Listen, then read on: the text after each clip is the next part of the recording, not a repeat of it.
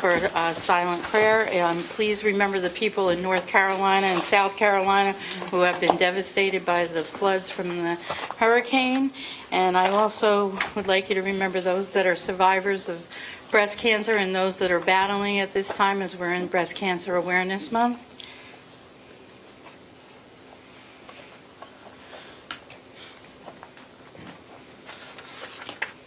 Please rise for the flag salute. I pledge allegiance to the flag of the United States of America and to the republic for which it stands, one nation, under God, indivisible, with liberty and justice for all.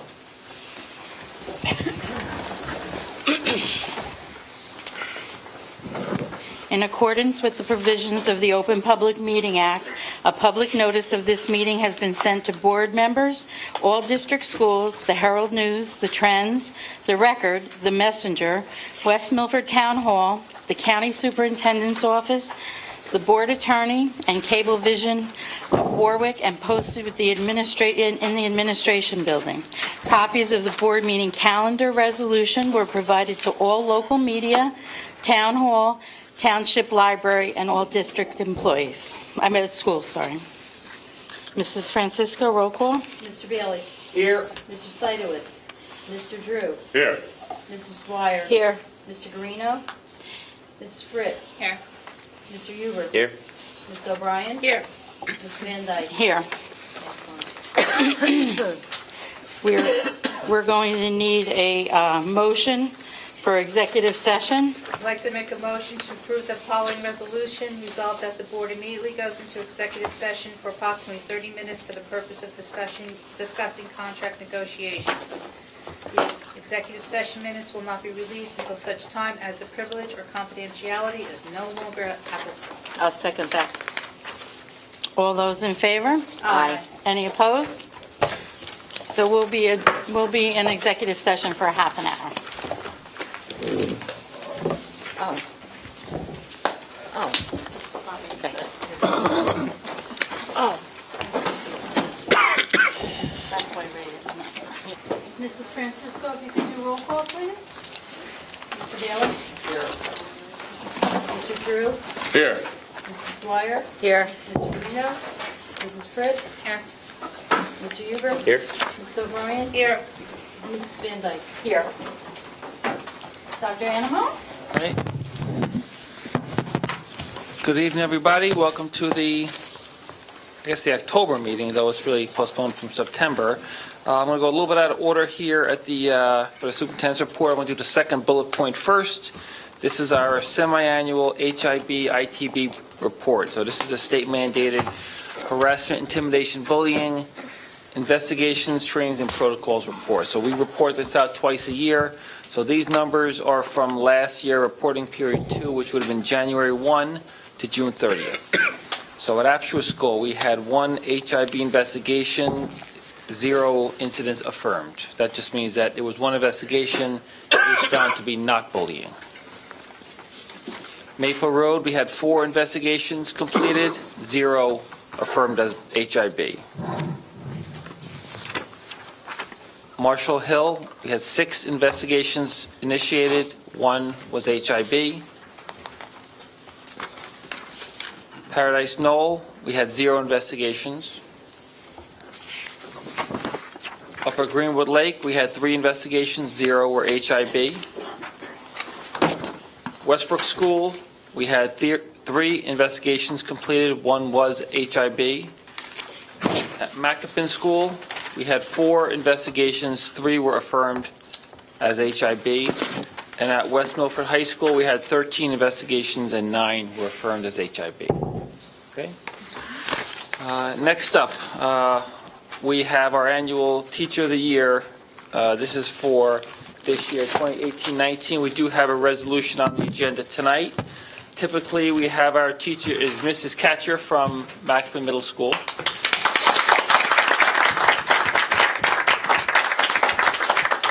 She is here tonight. You might remember last year we had Mrs. Petrosillo, and she came here and she did her speech to the Board of Ed, the same speech that she did at our first day back. The day after Labor Day, we bring all of our staff from all 8 schools to the high school auditorium for a presentation. The keynote speaker is not Dan, it's our teacher of the year every year. So this year, Mrs. Catcher did a wonderful job. It was, I'll say it was involved, but she's a music teacher, so that must come naturally. So rather than repeat the speech, because there's no repeating this speech, we do have a video of it from Joe Jordan, one of our TV science teacher. So I'm going to replay the speech here, and then we're going to go right into our HIB, or into our park presentation.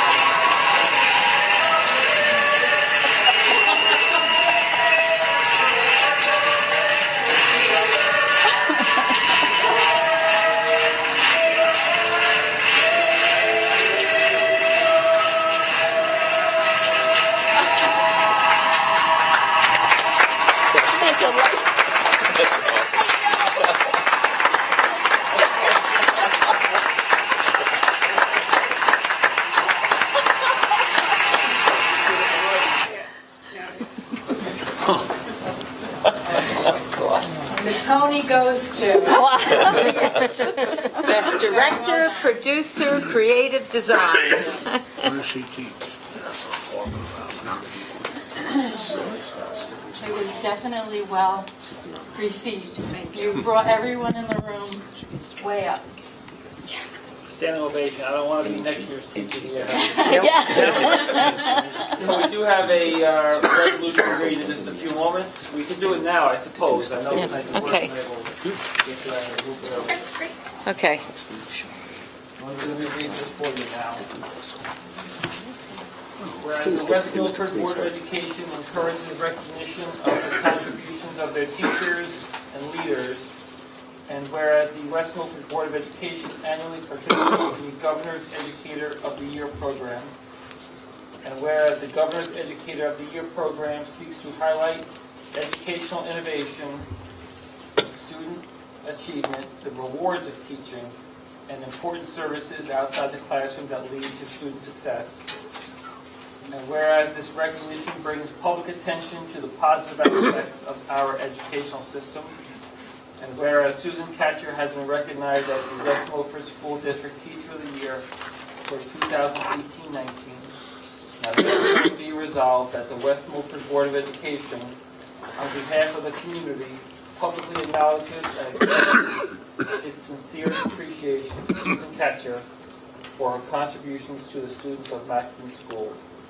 And be it further resolved that this resolution be spread upon the official minutes of the Board of Education meeting held on October 3rd, 2018, and presented to Susan Katcher.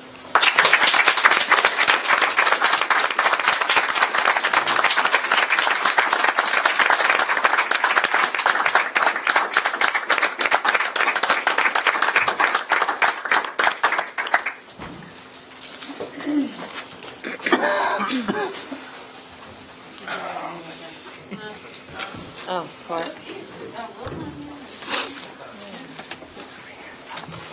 So we'll move right along to our annual park presentation. This is for the spring of 2018 park exam. We've been giving to all of our students in grades 3 through 8 in math and language arts, and also 9, 10, 11 at the high school in English, as well as Algebra 1, Geometry, Algebra 2, typically in that order. So this is the 4th year of the park administration, 15, 16, 17, 18. We believe this is the first year we really have some longitudinal data that is actionable. So we have some long-term trends. The first year obviously was our baseline. We're using that for a 4-year trend. So overall in ELA, this is English Language Arts. This is the percent of students scoring 4 or 5. Those are the 2 highest categories. Exceeding expectations, being 5, that's what you want the most, though that's very challenging. So our numbers, we put them in a graph line, they're trending upward. And mind you, this is a very rigorous test. But you can see mostly a line of best fit, absent this 11th grade number, which is going down. Our line of best fit is some sort of lower left to upper right. Perhaps not as steep as we would like, but clearly some sort of increases are happening across the board ELA on our park. So we're happy about that. Obviously, when you look at one individual school, which Mr. Novak has some slides, in particular at the elementary level, you notice a school that has maybe 30 students in one grade, 1 or 2 students fail or pass, and the numbers spike by 6% in a given year. So in the smaller schools, it's the numbers are going to bounce up a little more. When you look district-wide, 250 to 300 students per grade, it's a much more flat and slow level increase. So for math, again, our 4-year data points for each year, these are by grades, and then here in high school, by subject matter. It's important to note that our 8th grade park scores in math, not just here but statewide, are lower than all these other grades because between 7th and 8th grade, some of the students go from math 7, which is 7th grade math, to math 8, which is 8th grade math. Some of the 7th graders skip right ahead to algebra. So this number is never typically going to be equal to your other numbers.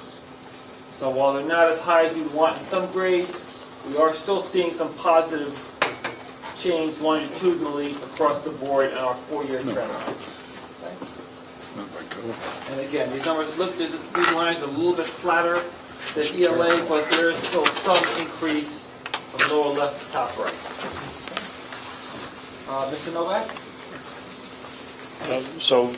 Following Dr. Enemone's overview, I'm going to get a little more detail with some of the slides that break down our information by grade level. In the slides that Dr. Enemone just shared, he highlighted the scoring categories of 4 and 5, which is our target score for all students, and some of the success that we had in moving our students into those categories. These slides demonstrate 2 key points that we use to indicate success in a variety of ways. One is if you look at just the corner button, sorry. There we go. This column indicates a change in students in the levels of 1 and 2, which are the lowest levels of scoring on the assessment. Our hope and our goal is that we decrease the number of students scoring in the categories of the score of 1 and 2, and we are increasing our numbers of students in 4 and 5. One of the attempts that I always try to make when we highlight is our scores is talking about areas that we can celebrate and areas that we need to work on. So we are given that opportunity with our scores this year. In our growth since the beginning of Park, we've done a great job in moving students into the category of 4 and 5. But if you take a look and break it down a little bit closer, we've done a great job really in moving our students into the 3 and 4 category. We are moving them out of those scores of 1 and 2 and really getting into the 3 and the 4. So this is the first part of the process of reporting scores we present here tonight. You can expect that our principals will be sharing their school data at PTA meetings coming up, where they'll get into things such as cohort analysis, where they'll take a look at their 3rd grade in their building, their 4th grade in their building, etc. They take this data and they sit with their staff and they talk about this on an individual student level, so that we know we're not just presenting this as a large number to hope that we're moving the numbers, that we also take this down to the individual student and really try and move those kids across the continuum. When we look at 4 and 5, we're doing a great job in collecting our students in the categories of 3 and 4, and we are still looking to see a big boost in getting those students into that category of a 5. This is our data in English Language Arts. The next slide shows the same information, but in mathematics. So again, if we take a look at the column, we have a decrease, for the most part, in our scores of 1 and 2, which is our goal, and we see a rise in our student scoring in the categories of 4 and 5. Coming back to my earlier point, if you take a look at our percentages in the level of 4, we are really growing that number of students who are meeting that proficiency level, and we are, again, really looking to get those kids out of that category of 4 and into the 5. That in the old days when we talked about NJ Ask, we would call that the category of advanced proficient. We're always trying to move kids across that continuum, and that's an area of growth that we need to point out and continue to work on with our staff.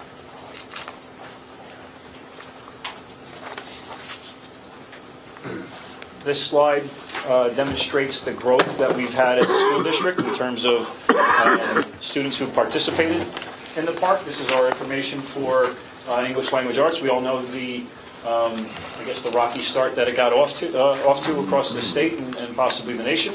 But we have had a significant rise in our, especially in our upper grades in our high school students taking the assessment. This is our data for English Language Arts. And this is that same data, but for mathematics assessment. Interesting to also point out, as Dr. Enemone mentioned earlier, that the numbers sometimes seem off in the mathematics assessment for grade 8, because some of our students are, rather than taking the grade 8 mathematics assessment, they're also taking the Algebra 1 assessment.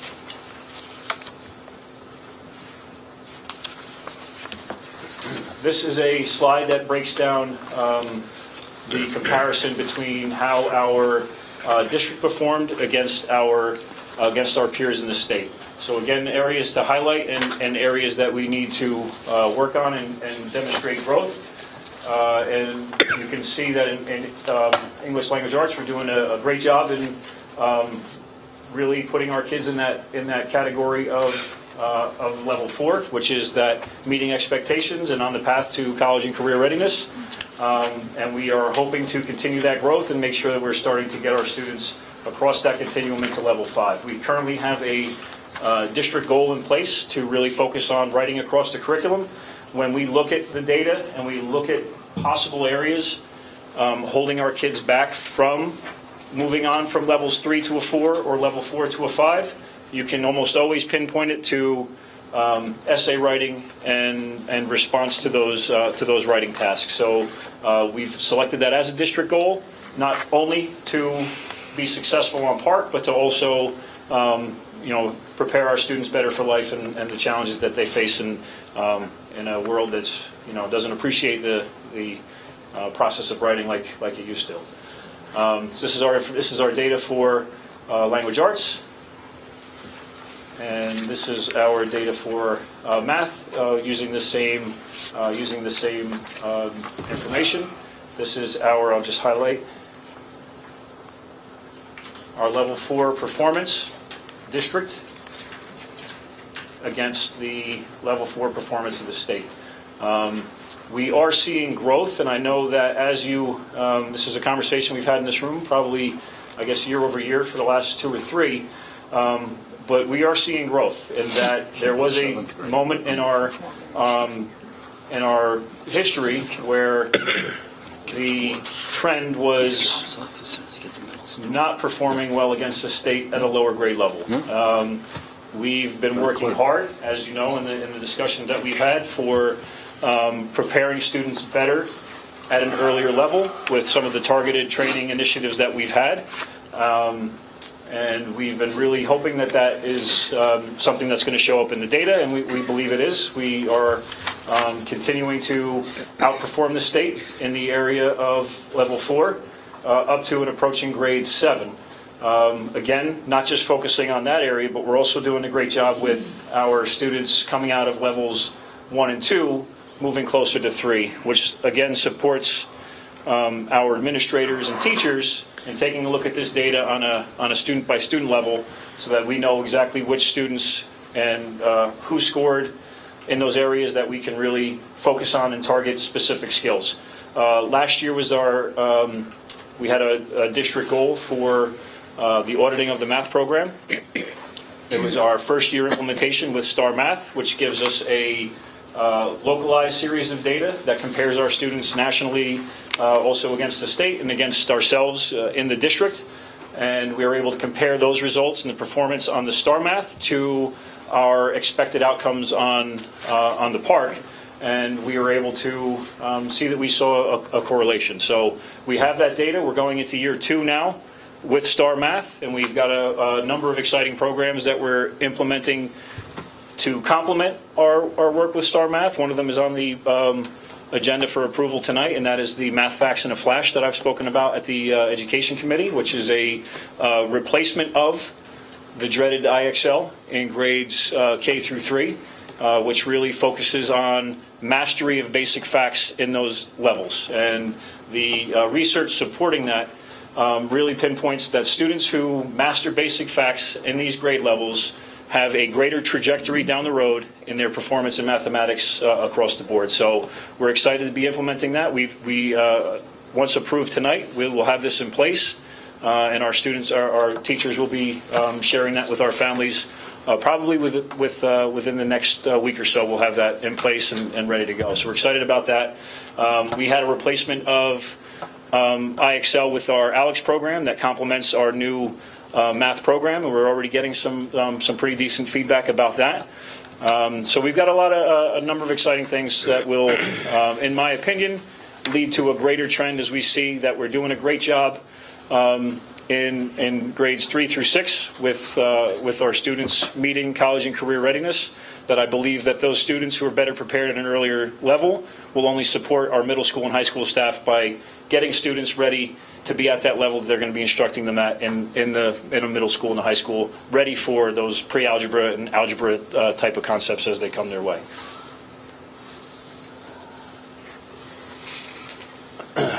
This is a school-by-school breakdown. I'm not going to spend too much time on these individual slides. Again, these will be presented for the individual schools at each PTA meeting throughout the month of October for those communities.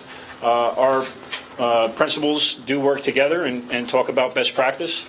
They also take this data and sit with their staff and point out, like I said, get down to the individual student-by-student level. This is in the board packet. It's also posted. It's also posted on our website for the community to review. So we have a breakdown of each level, in each grade level, by school. This is just the Apshua School. Again, we have Maple Road School.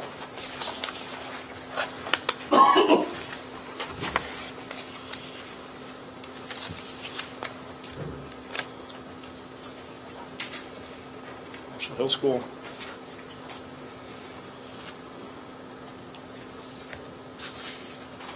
And on any individual school's data report, you can identify a particular cohort who may have done better than their peers in the district. The same could also be said for a particular cohort that may have underperformed their peers in the district. And that's data that we use to, as I said earlier, to engage those administrators and teachers with these discussions and see what we can do to make sure that we are moving them forward.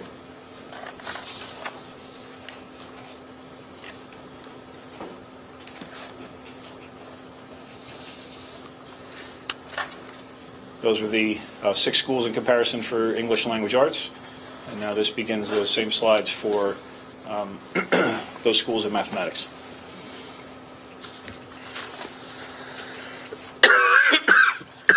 We spoke in the past about, again, I'm going to come back to the what I've referred to as the controlled abandonment of IXL. We presented that to our parent group last week at the superintendent's roundtable. I don't want to say that there was applause in the room, but there was. So we're excited to be looking for bigger and better things that might reflect the culture and the feedback from the community a little bit better.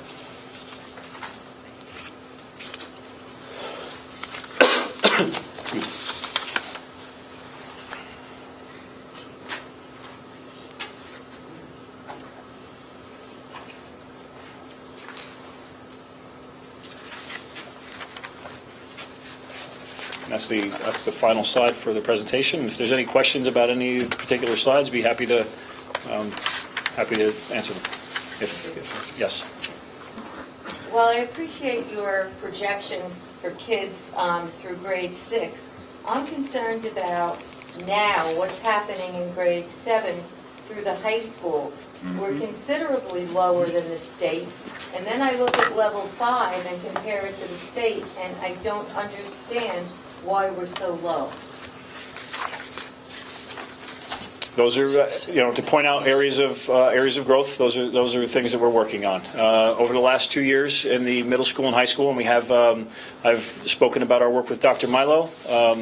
He comes and works with our staff. He's scheduled to be with our middle school and high school staff for 3 separate occasions this school year, working on student engagement, a break from the traditional approach to the teaching of mathematics, greater use of technology tools and those types of things, and we believe that those are going to have an impact. We've replaced our math program in grades 6 and 7. We have really worked to bring that pre-algebra discussion and pre-algebra process to an earlier age group. We have a pilot in place in grades 5 and 6 in a number of schools that are looking to truly differentiate and address those students' needs. So again, the question is, what are we doing now for those kids? And I think that goes directly to the work with those specific teachers in student engagement and trying to get the most out of the students they have in their classrooms now currently. But I think that also works hand in hand with what we're doing to build a more able group of students coming up. And we've seen the success in that growth. So how do you identify what the weakness is from the kids that come to sixth grade to seventh grade? There's got to be some kind of That's a great question. breakthrough. Great question. Coming back to board goals, one of our board goal last year was to audit the math program. We are implementing changes in that. This year, the board has approved the goal of to continue with differentiated instruction, but we took a specific and closer look at what was called targeted intervention.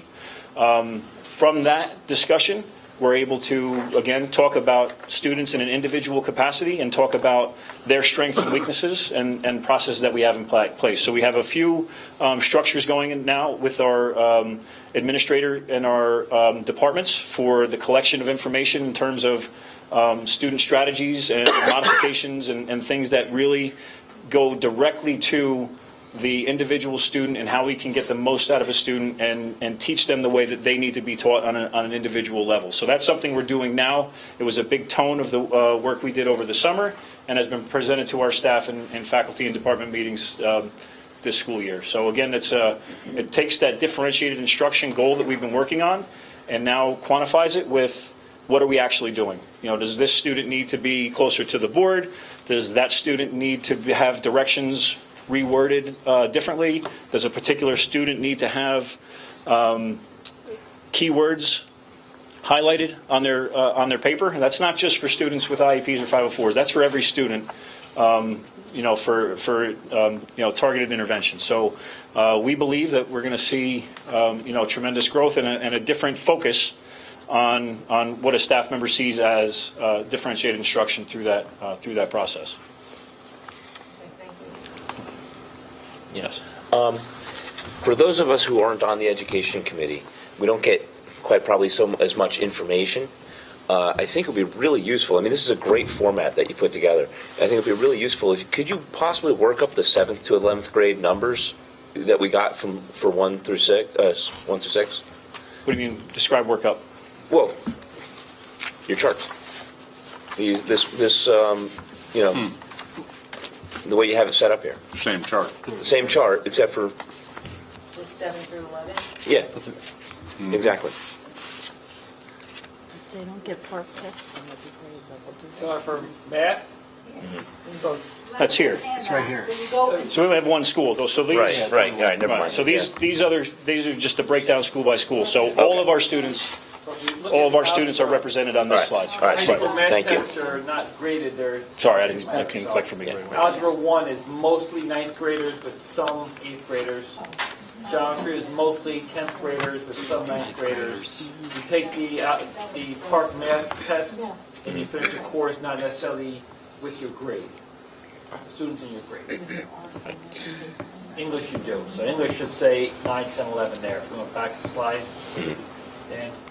Go back to English. Yeah, so English is it's Right. by grade. Okay. Yeah. So Yeah, and there's no sixth school and by seventh school grade comparison on those. Is the Well, there's no same, need, yeah. 6th and 7th grade is the same textbook, same curriculum, Mathematics? yeah, Same publisher, different material in the books. yeah. Right. In the 6th grade program. But it's a single unit, or single provider. Right. Yes. 6, Because 7. we're still having, and that was put in this year? It's new this year. Teachers were trained we started training in February. We followed up on that training at the end of last year. Our welcome back training was again to be ready to implement that So new hopefully it's tech gonna- series. Sure. I mean, We're a month into that, month Mrs. into that Dwyer new is series. exactly correct. We've got this falling off a cliff in 7th grade, so we're hoping that with the, But 2 years ago, that falling off a cliff was in 5th grade. So we're on the right track. So the kids are in 7th Right. grade now, and they're still falling off. It's the same kids. Thank you, Mrs. Dwyer. although when I looked at the cohorts from a couple of slides earlier on your math scores, if we look, take those same kids going through the grades, they are declining, the level 4s are declining at earlier grades also.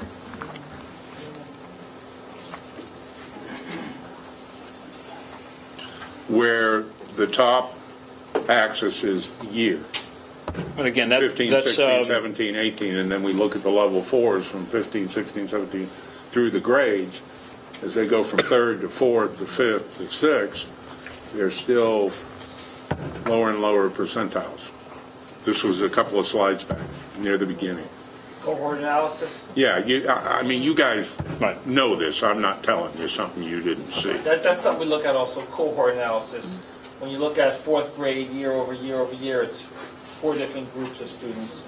When you look at fourth grade and fifth grade, sixth grade, that's called cohort analysis. Yeah. And the cohort's never perfect, it's never the same students every year. Of course. But mostly it is. So that's something we're also looking at. Right, and that's what I referred to at the beginning of the presentation of the work we're doing at the building level with the administrators. That's why this is a valuable process of breaking it down by school.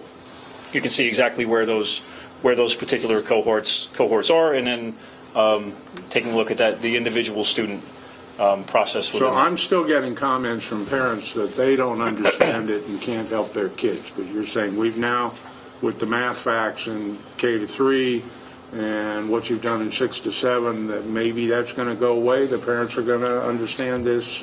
I can't guarantee that the parents are going to understand the math program and some of the new approaches to solving the old algorithms that we grew up with. But what I can, I want to use the word guarantee, but I'm not going to say it. It's a camera. You should see a better overall experience by the family at home and how the student comes home prepared for the work that they're expected to do at home. And I think that is one of the things you hear about at the barbershop is the student at IXL who spent an hour and just kept getting knocked down because they got one wrong, and that causes a level of frustration. The new tech tools that we've implemented don't have that sort of barrier within them. So it rewards momentum rather than creating that moment of, I was almost there and now I got to spend another half hour because it knocked me down. So that is the flaw, I suppose, in IXL and what you've heard about and what I've experienced at home as well in that IXL program. So the new tools don't do that. One of the things that I've heard from parents repeatedly and I've experienced is that sometimes, classes don't have a textbook and they don't have any materials. So the parents can't actually even look at them, refresh their brain from when they were in school, and then help their child. There's no way to do it because there's no materials to use. So all of our programs now are online. We have an online companion for all of our mathematics materials. So at back then, I've witnessed it, and you've witnessed it at back to school nights. The teacher refers to that, and they send a letter home in the beginning of the year. And there's always the opportunity for the parent to see those materials online. So they're not sending the big book back and forth, but the parent has access. And again, if they're, for those listening at home and for anyone who's going to share that information out, all the parent has to do is let us know if internet connectivity or having a device is an issue. We work with everyone in that regard, and send books if necessary. You have the ability to do that. There are consumables that go home. So you might refer to as a workbook, that goes home. Where the kids are doing their schoolwork in we call it consumable. So that does go home. There are materials that go home, and there is an online component too. How are they accessing that? How are they accessing the online component? They have a login by grade and series numbers. So if you're a 7th grade student, you have a login for that particular class. And the parents are aware of that? Yeah, it comes home in the beginning of the year in a letter format, and they do it at back to school night. Now, the star math part, Yes. that should be helping in showing those weaknesses. So yes, Star Math is an assessment tool, and it helps us identify these patterns earlier throughout the year, so we don't have to wait until the end of the year or the summer, end of summer for PARCC results. So our first assessment is, I believe we're in progress with getting that first assessment in place. That will go home to parents, and then we are anticipating having our second assessment at around early November time period, so that when a parent comes for the November parent-teacher conference, they will have 2 points of data. They'll have the beginning of the year assessment, which we're administering now, and we'll have a second assessment to take a look at, not only for the parent to have information, but again, it's for us to be actionable on. Right, so they can Right. identify and show the parents where they're going. Right. We take those results and we sit with, we sit with our administrators and our expectations that they're sitting with the staff members to, again, look at those kids on that individual level. We are hoping to, and I don't know if I'm getting ahead of myself, I'm going to be presenting it at the next Ed Committee meeting.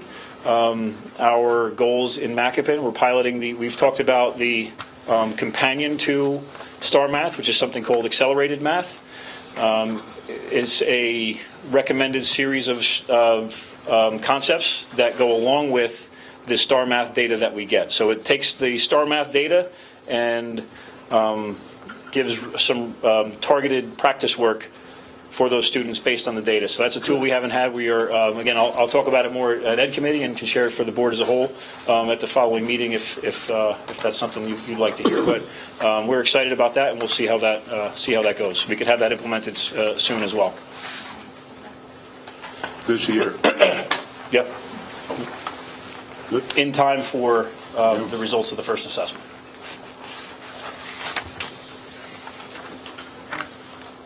Any questions?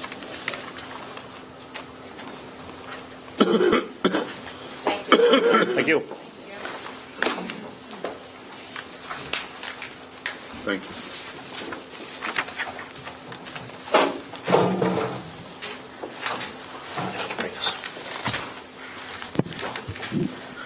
That's it for the superintendent's and director of ed report. Thank you very much. Thank you, Mr. Novak. Mrs. Francisco, we have two sets of minutes. Yes, we do. I need a motion and a second to accept. I'd like to make a motion to approve the following Board of Education meeting minutes: August 28, 2018, public hearing, workshop, regular meeting, August 28, 2018, executive session. Any discussion? If not, all those in favor? Aye. All right. Opposed? I'm going to abstain on the minutes because I was not here. I have to abstain from executive session. I'm sorry. I also abstain. Is that enough to approve? Then let's do a roll call. Why don't you do a roll call on it for me? I got it. Okay. Under my president's report.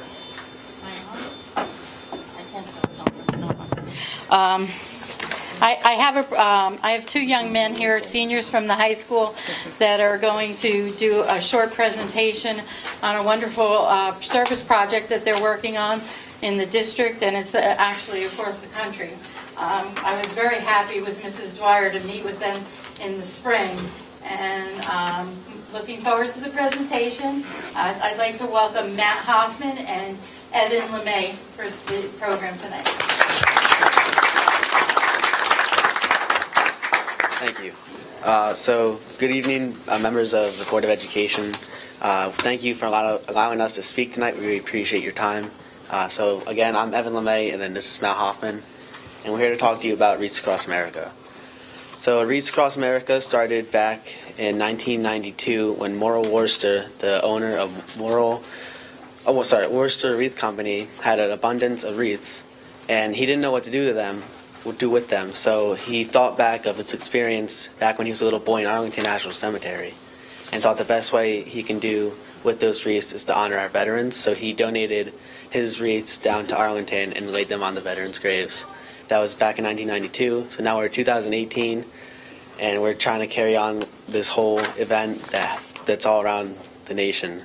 So when this happened, when Morrill Worcester donated his wreaths, many other organizations wanted to help in and support the veterans and what they do.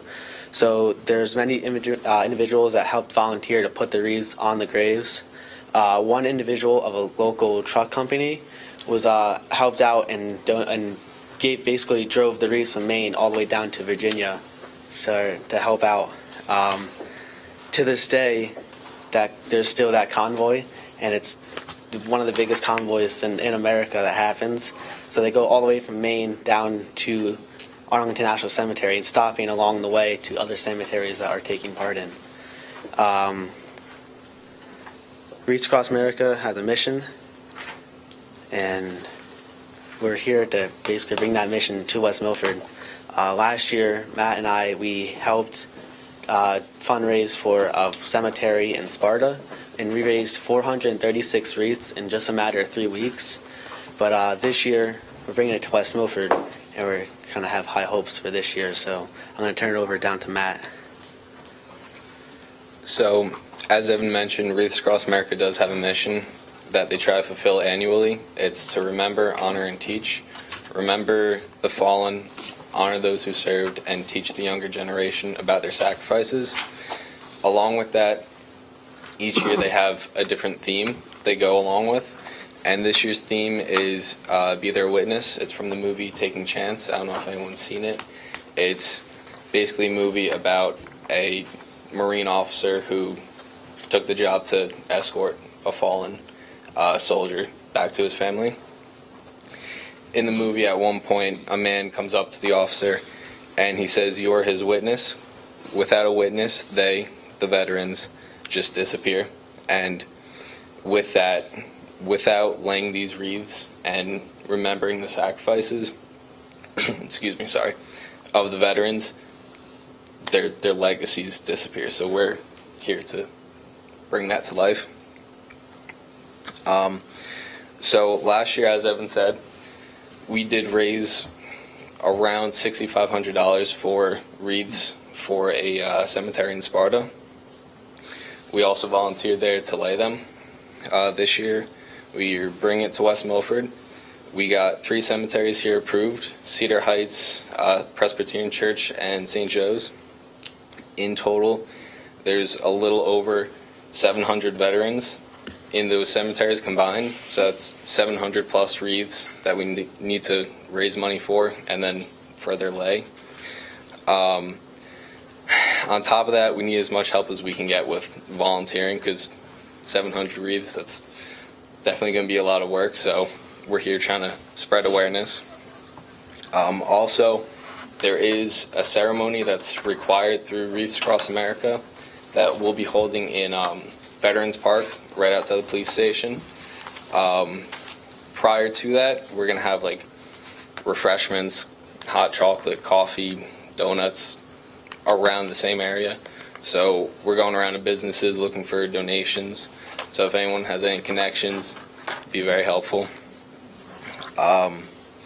Also, we will have a luncheon at Company 4, the Macbin Firehouse, right by the school. And with that, we're also going around to other businesses, getting like lunch donations. Again, any connections would be very helpful. So Evan is going to talk about what we plan on doing with getting other schools involved. So far, we've gotten MacPin involved. We're getting donation buckets around the school, like the cafeteria, gym. Same with the high school. And we've been at both back-to-school nights with a booth, and we're going to be at parent-teacher conferences with booths as well. So on October 12th, I believe, Matt and I are leaving the high school a little early in the morning to come to Westbrook and give a presentation to the kids here. So we have a PowerPoint all set up for the kids, and it's going to be a little interactives to get the awareness. So if the kids would like to help volunteer for this wonderful event, then we'd get their awareness out to it as well. So the town, Jordan Transportation, has donated a bus because we're hoping to get a bunch of volunteers, so it kind of would be cluttered up with all the cars going to each cemetery. So the town would donate a bus as well, but it only holds 16, so we're asking if you guys, would it be possible to get a bus donated to us to haul the volunteers to the cemeteries.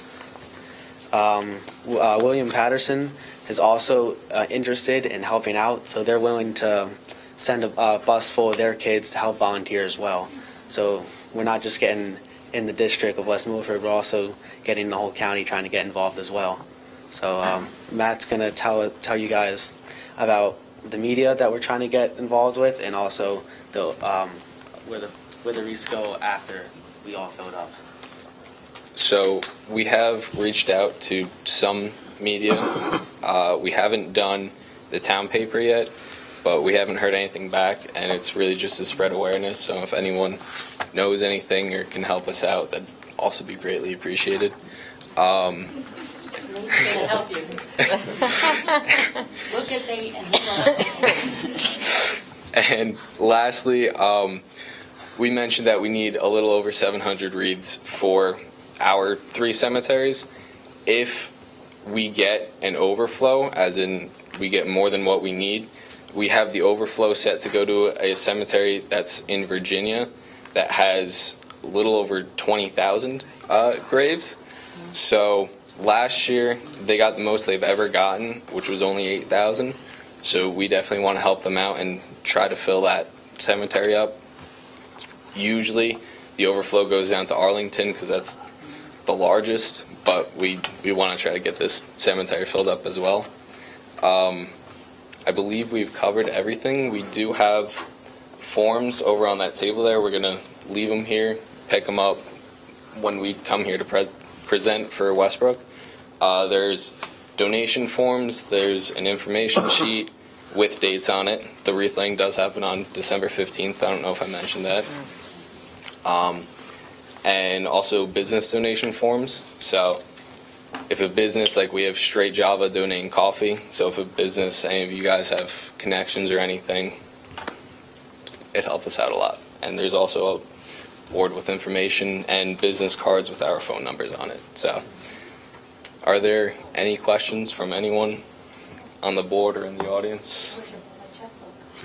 Yeah, me too. There is a form in the brochure for you to fill out to do your wreaths. You can also do them online. I think you Yes. showed us how to do them online.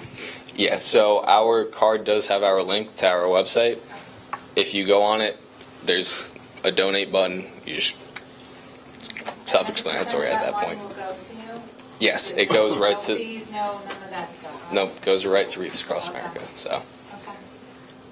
I want to thank you too. You are both your parents should be Thank you. extremely proud of you. You should be proud of yourself. You're doing a wonderful job. You presented yourself wonderful. Mrs. Dwyer and I were so impressed when we came in the spring, and we're so glad that you're here tonight. We're glad that you're part of our West Milford High School family. We're sorry you're seniors, because we're glad to have you as part of everything, but I'm sure you're going to get some help from the group here, and I'm sure anybody that's listening will be reaching out to you. Awesome. Great job, boys. I will. Thank you. Thank you very much.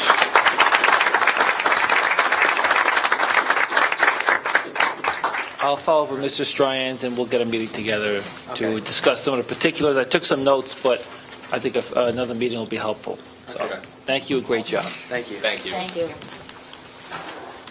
Also, under my president's report tonight, I just want to say how wonderful the opening of school went and how impressive our teacher of the year was, as everyone saw.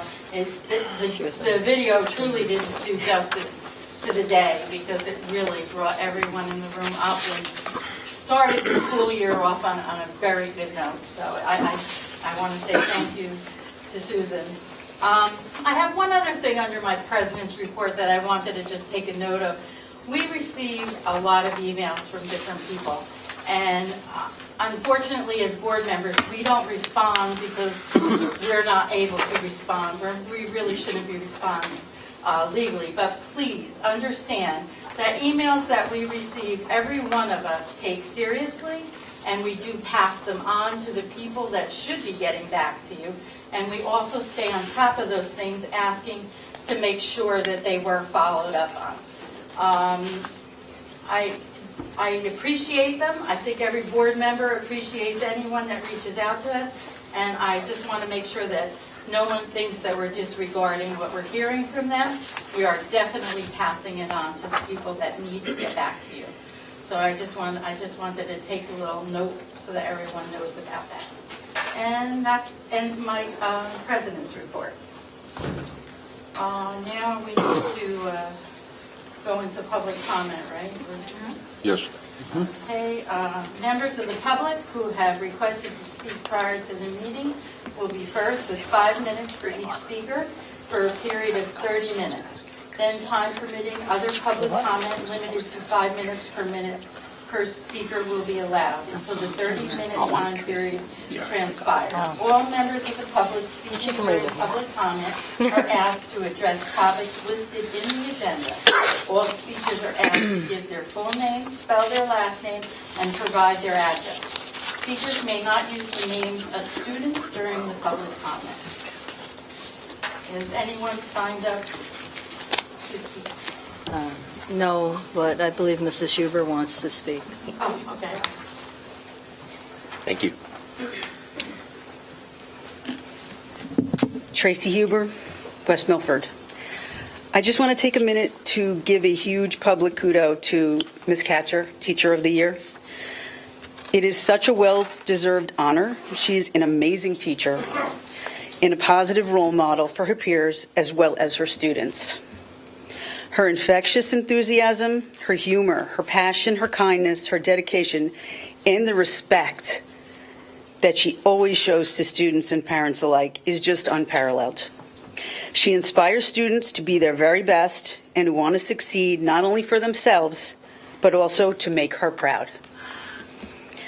That is a true gift that she possesses. Our district is extremely lucky to have her. She is, in my humble opinion, the best of the best. Congratulations to her on being recognized as an amazing teacher and the best of the year. She's terrific. Thank you. Anyone else like to speak? Mr. Foodie?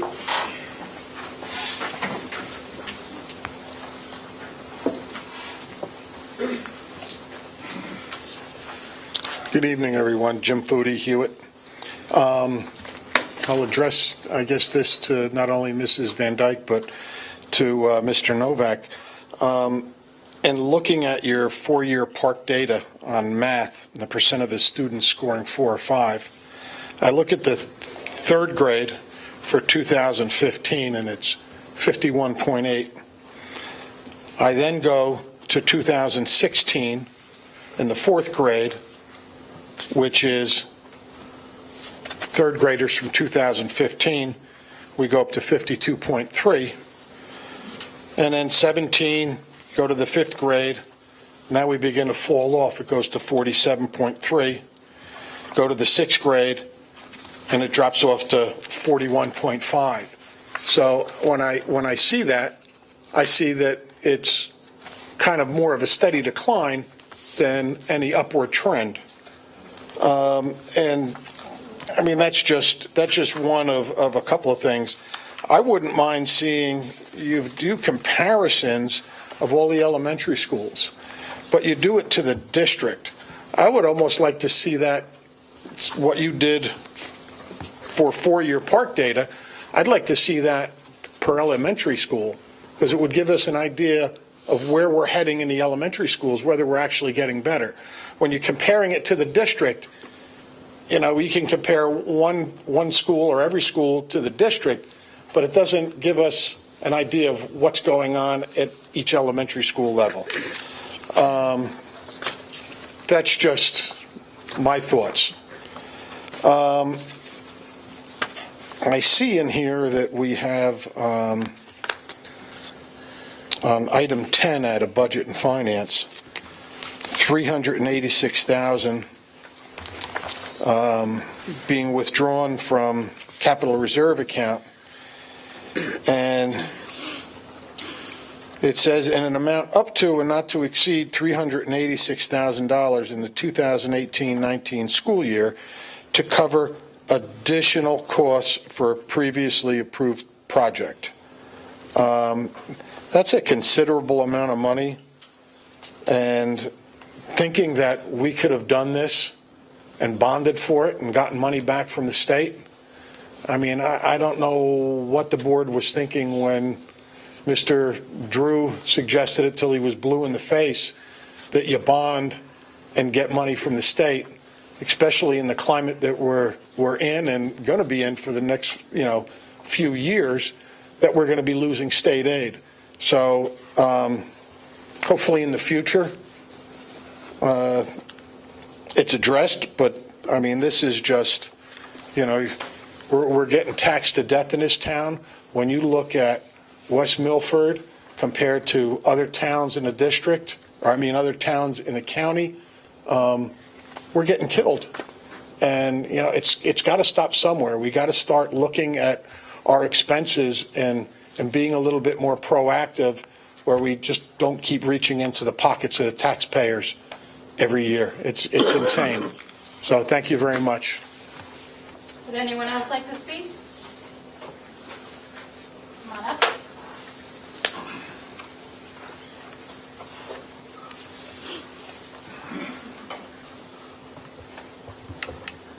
Hello, Gary Dan. Go down, knock it back.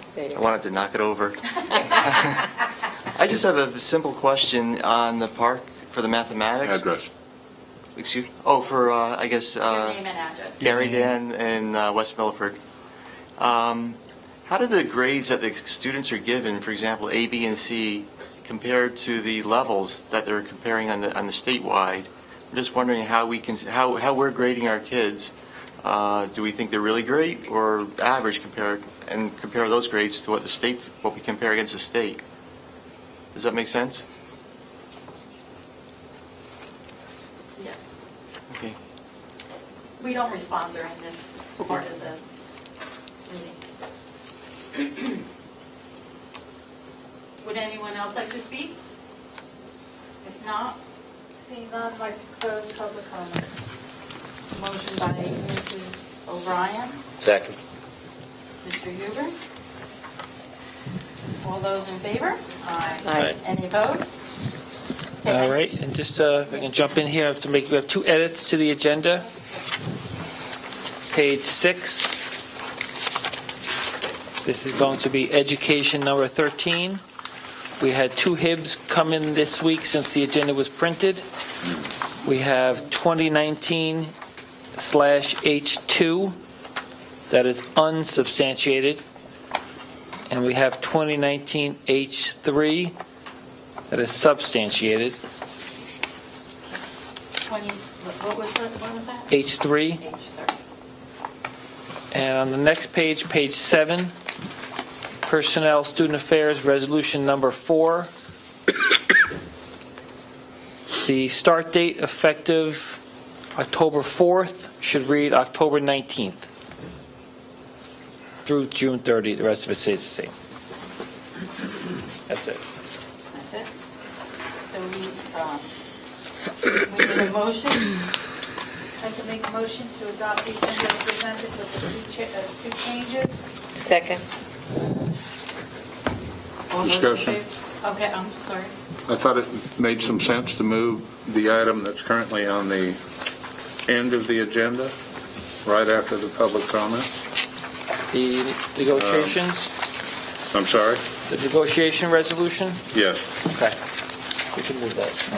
You want to move that first? I would like to move that first, Okay. partly if I'm having some health issues. I'm not sure I'm going to be here for the whole meeting, and I want to make sure that we get that done, if nothing else. But we still need to do a voice vote on the motion for the agenda, correct? Yes, if you'd like to, there's currently a motion right now that's passed, and it needs to have a vote on if you'd like to postpone that until that motion goes, otherwise just do the... Or can I modify her motion, or how do you want to do At this point, the motion's been seconded, so there needs to be a roll call, but afterward... No, we're having discussion about her motion at the moment, and I'm There saying was that a I want to second. amend There it. was a second. Right. Question. Yes, go ahead. Is it not possible that the president can just determine that they'll take the vote, so there's no need to do a motion for That's Mr. Drew's thing? She can just say, we're going to move that first. Absolutely. Yes, right, Yeah, okay. I will move it on the agenda. All right, Thank you. yeah, Okay, but I still need a voice vote in favor of accepting the Yes. agenda. right. I just All was those in favor? clarifying question. Any opposed? I would like to move negotiations first. Mr. Drew, your committee? Really? Yes. All right. Mr. Guarino was, I'd like to move items 1 to 12. Oh, I'm sorry. No. Negotiations.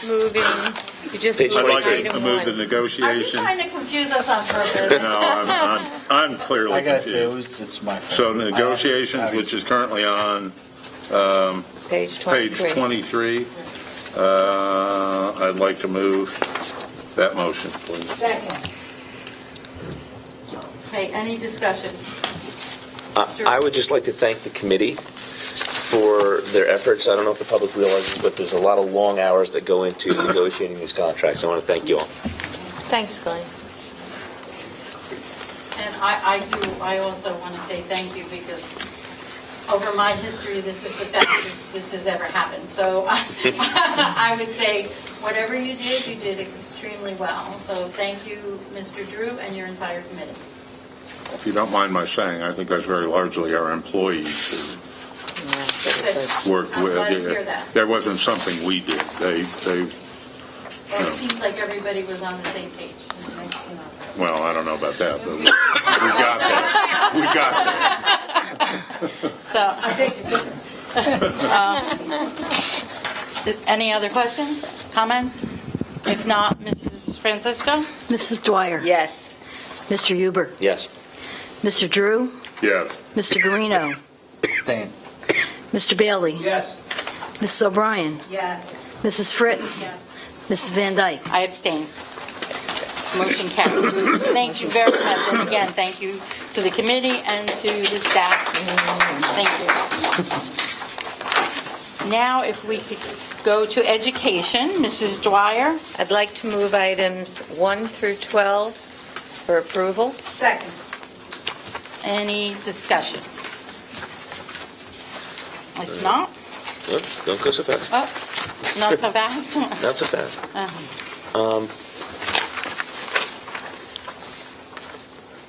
No discussion? Hold on. Items 1 through 12 under education. The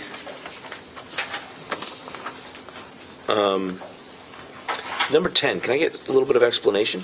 I have the same question. Oh, okay. So it is a course offering that we'd like to approve for the Highlander Academy. It is a experiential sort of course. It's providing credit for service learning, where students will be provided 1.25 credits for 25 hours completed service learning for our students at the Highlander Academy. So it's fostering involvement in the community. It's having a we have a lot of students. I'm not going Is it community service? It's community service. Service-oriented. Yeah, so I would love to describe it, but there's some. There's an educational component that goes with community service? Correct. Yes. Okay. Any other discussion? If not, Mrs. Francisco? I believe you have the course description in the board members. Maybe you could have a discussion privately with Mr. I would like Novak. that. It's a real good thing. I have one other question about number 5. The aides that we're adding. Do we pay benefits on those people? Or is that outsourced? This is an outsourced school. This is a That's what Bergen I County thought. Okay. Special Services. Thank you. Any other questions? Mrs. Francisco, roll call, please. Miss O'Brien. Yes. Mr. Drew. Yes. Mr. Bailey. Yes. Mrs. Dwyer. Yes. Mr. Guarino. Yes. Mrs. Fritz. Mr. Huber. Yes. Mrs. Van Dyke. Yes. Mrs. Dwyer, the number 13. 13 is after executive Right, session. yes. So we'll go on to personnel. Mrs. O'Brien? Okay, kids, I'd like to move items 1 through 40 under personnel student affairs. Yikes. Second. Okay, any discussion? I have a question to start us off. Sure. It seems like we're adding a lot of aides. Is that because we have an increase in students that, special needs students, or? Yes, the answer to that is that we had about 25 new students move in with IEPs this year, and some that required quite a ratio of paraprofessional help. The other would be that we did not have some positions filled over the summer. We were looking for paras that had ABA experience, and that took a little bit of time, and the lag between Dr. McQuaid's interviewing and my interviewing took us really until the beginning of school to have all those positions filled. Okay, thank you. Any other questions? Mrs. Dwyer? It's not a question. I just want to make a statement about Mr. Maduro.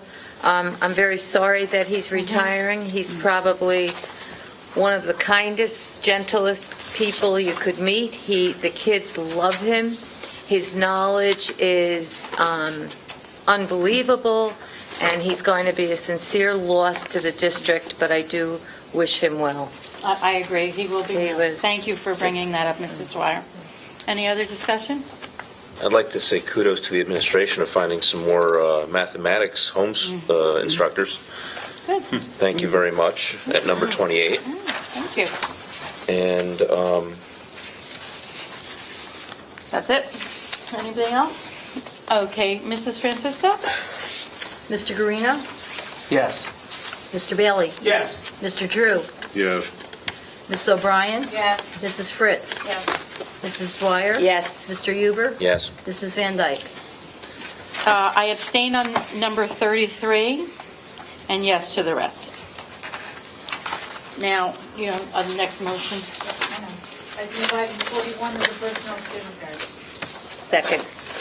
Any discussion? Mrs. Francisco? Mr. Guarino? Yes. Mr. Bailey? Yes. Mr. Drew?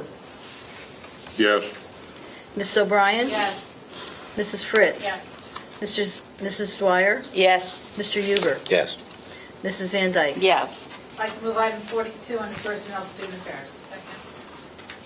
Any discussion? Is that the town No, CFO? it is not. We did not do it that way? No. The law was changed in 2010 so that we went to someone who works in the education field. Okay. So is this somebody who's kind of does this for a number of different schools? And Yeah. that's basically their job? Yeah. They do it in a school district, and basically then they do the treasurer's money for school monies in other districts. Any other questions? This was recommended by our auditors? Is that right? Is that why we're doing that? We were looking at, it was eliminated, the position was eliminated a number of years ago, and Dr. Anamone took a look at it, and he thought that it would be a good idea for the district to bring it back because it would be more oversight. I think it's a very good idea to have somebody Extra double set of check eyes. what's, you know, that's sort of standard accounting, always have Not two that we people had who any look at it. concerns, but it's This just avoids it another entirely. set of eyes. Well, good idea. Any other questions? Mrs. Francisco? Mr. Guarino? Yes. Mr. Bailey? Yes. Mr. Drew? Yes. Ms. O'Brien? Yes. Mrs. Fritz? Yes. Mrs. Dwyer? Yes. Mr. Huber? Yes. Mrs. Van Dyke? Yes. That concludes Personnel Student Affairs. Thank you, Mrs. O'Brien. Mr. I'd Bailey? like to move items 1 through 10 on our budget and finance, please. Second. Any discussion? Mr. Drew? I clearly haven't made my point, so I'm going to try again. I don't think there's anything that we shouldn't do, but on item 10, taking that money out of the capital account, we're taking $386,000. We're going to spend a total of almost $1.2 million out of current funds this year for this. There's no question the roof has got to be done. If we had looked at doing this as a bond and financed it over time, we would have received $480,000 from the state of New Jersey as reimbursement for the capital outlay. We would have received about another $100,000 from the state of New Jersey as reimbursement for the interest. Rather than spending $1.2 million this year out of cash now, in a year where we've got budget issues, we would only spend something in the neighborhood of $160,000 to $170,000, over $1 million difference. That's money that we could have used for employees, for math programs. When you think about what you could do with $1 million, it's a lot. It's money that from the state of New Jersey that we have foregone completely. I'm sorry I didn't explain this well. Some of the objections that I heard was that we don't like the temporary solution, we don't like the cisterns. Well, you can replace those. The pipes might burst. They're not under pressure, they won't burst. We said we couldn't do it in winter because they're in school, but we didn't want to wait another summer, and yet we're doing it during the school year anyhow. We said we didn't want to move kids, and yet we're doing it during the school year, and we're moving kids. So all of the things that I thought were, objections really are not. We're just purely throwing money away. Now, there's some possibility that the voters might not approve it if we did it as a referendum. On the other hand, I'm kind of a firm believer, even though I disagree with the voters many, many times, I think it's a good idea to ask the citizens and voters what you want. And I think obviously it was a difficult subject to explain because I couldn't explain it to 8 other board members, but so maybe it might not have been done, but I just hate the thought that we have thrown away $600,000 from the state of New Jersey to do this now instead of a few months from now. And so anyhow, I'm going to be voting no on item 10. I don't think we ought to take that money out. Any other discussion? Mr. Huber? Yeah, I have discussion on 7, 6, and 5. I'm just going to tag on. I'm going to do one at a time, though. Okay, I'll get to you. I'm just going to tag on to Mr. Sure. Drew for a moment. Yeah. Mr. Drew, I understand exactly what you're saying about the taxpayer money, and probably if it had been handled the right way by previous boards, we would not be in this position. I don't like to see money thrown away either. I just think that, unfortunately, for this board, we're in a position where we need to do what we need to do. I respect your opinion. I understand exactly what you're saying. And please understand that I agree to disagree with you on this one, but I clearly got your message. Anyone else? Mr. Huber, this is about different items, correct? Yes. Go ahead. Okay. On number 7, we're voting to grant an easement over school property for Suez Water. And I took a look over the easement, and first of all, I think that we should table this until we have the entire easement. It doesn't have the area over which the easement attached. Where exactly they're going to have an easement to go on. This easement allows grantee, the Suez employees, at any and all times to enter in and upon the said property or any part thereof without notice. Okay? I think we need to reserve to ourselves some rights in this easement to object to interference with education, if there's noise or other problems, or safety issues that are created by Suez for students, whether it be attractive nuisances of ditches or holes or anything like that, because it gives them the right to put piping and everything underneath the ground. We need to reserve ourselves some basis for objection if there's something going on that's not safe or objectionable in some way that's interfering with education. On top of that, we need to know where the heck they get to cross over. As a board, I don't see how we can vote on this. So I'm going to make a motion to table this until such time as we can go back and look at those issues. I could just jump in on this. I myself didn't look at the easement language, but Joe Roselli from my firm did, and he said that for all intents and purposes, this easement is proper and necessary. Also, within the resolution, you see that it has the subject to attorney approval of the language.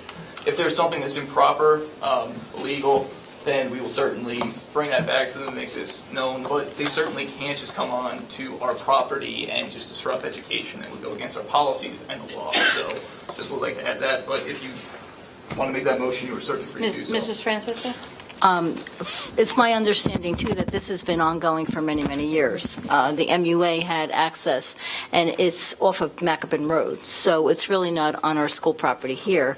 It just so happens that somewhere near the treatment plant, it crosses over, the driveway crosses over part of our property, the boundary. At the moment, what's been provided to the board is a blanket easement for 46 Highlander. Mm-hmm. Okay? There is no limitation here. So if we vote on this, we're voting on something we don't know because the description of the actual easement area isn't here. There's no diagram, there's no description. So we're voting on a blanket thing here. And with all due respect, I am a real estate attorney. Joe isn't. Joe's a school attorney.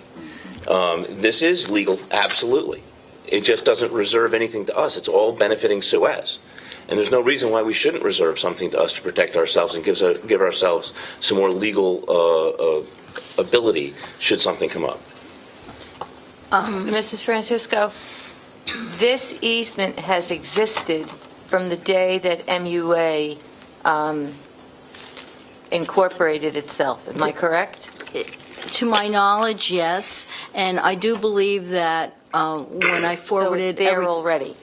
Yes, and And I it's being believe that accessed. this was reviewed by the land use attorney at Schenck Price. From what I understand, Yes. Joe said that he had reviewed it. I'm not sure, but I would imagine that Joe would do his due diligence and talk to the many attorneys that we have at Schenck Price. Yeah.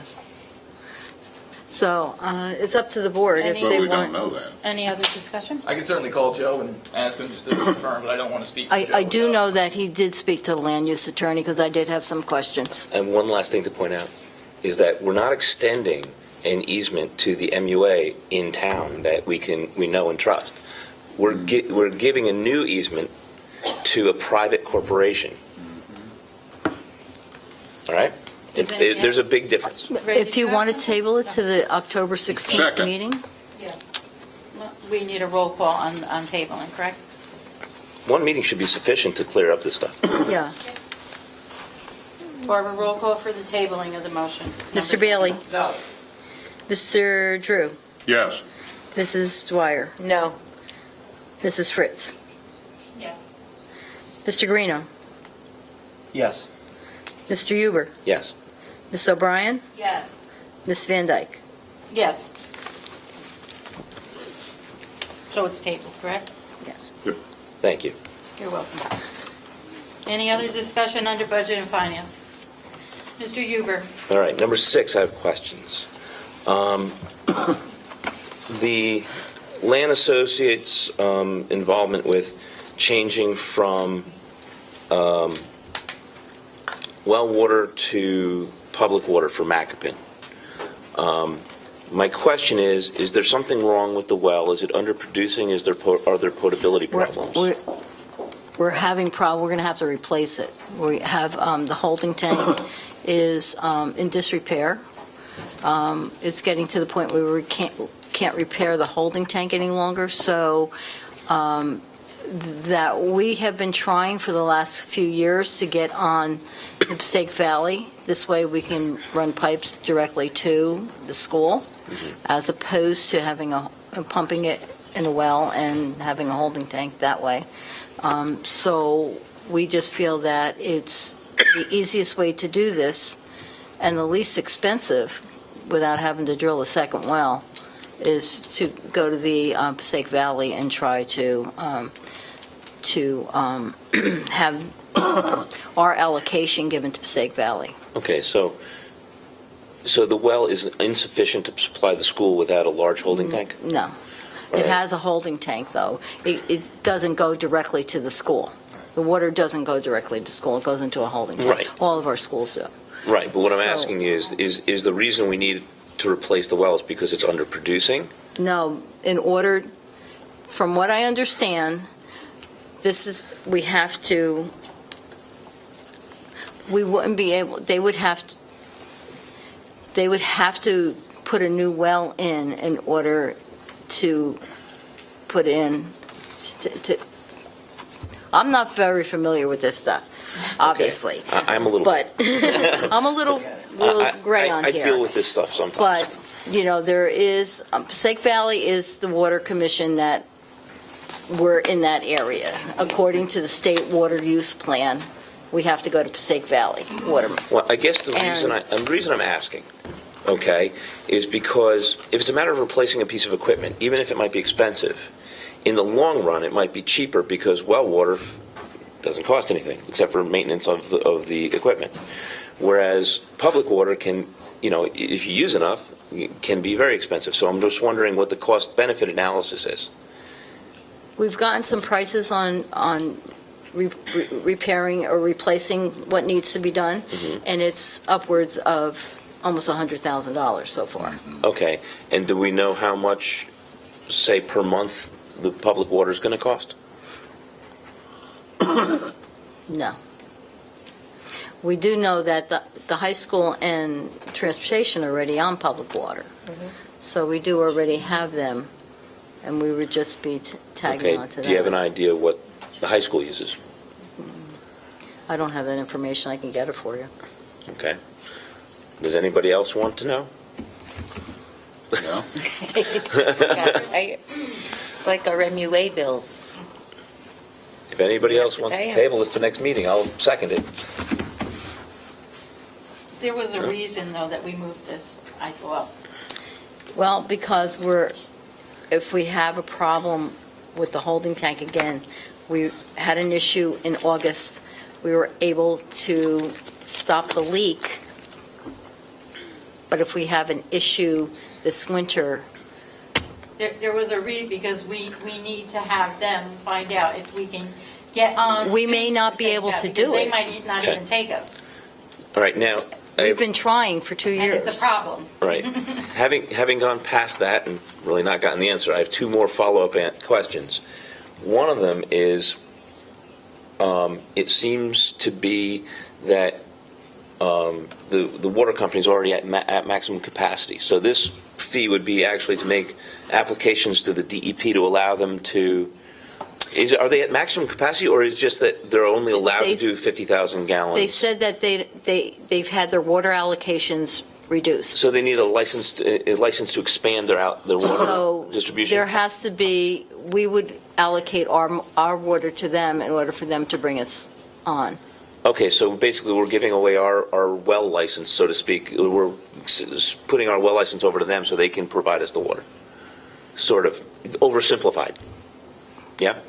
I guess in layman's terms. Okay. Well, I'm trying to simplify it. Yeah. Oh, Mr. Drew has a question. Real quick question. We've got another meeting On the in 16th. October. Could we get costs of what they would propose before that next We meeting? could try. We could try. Then I move to table it until the next meeting. You need a second? I'll second it, unless you would want to do it as chair. You can do that, I believe.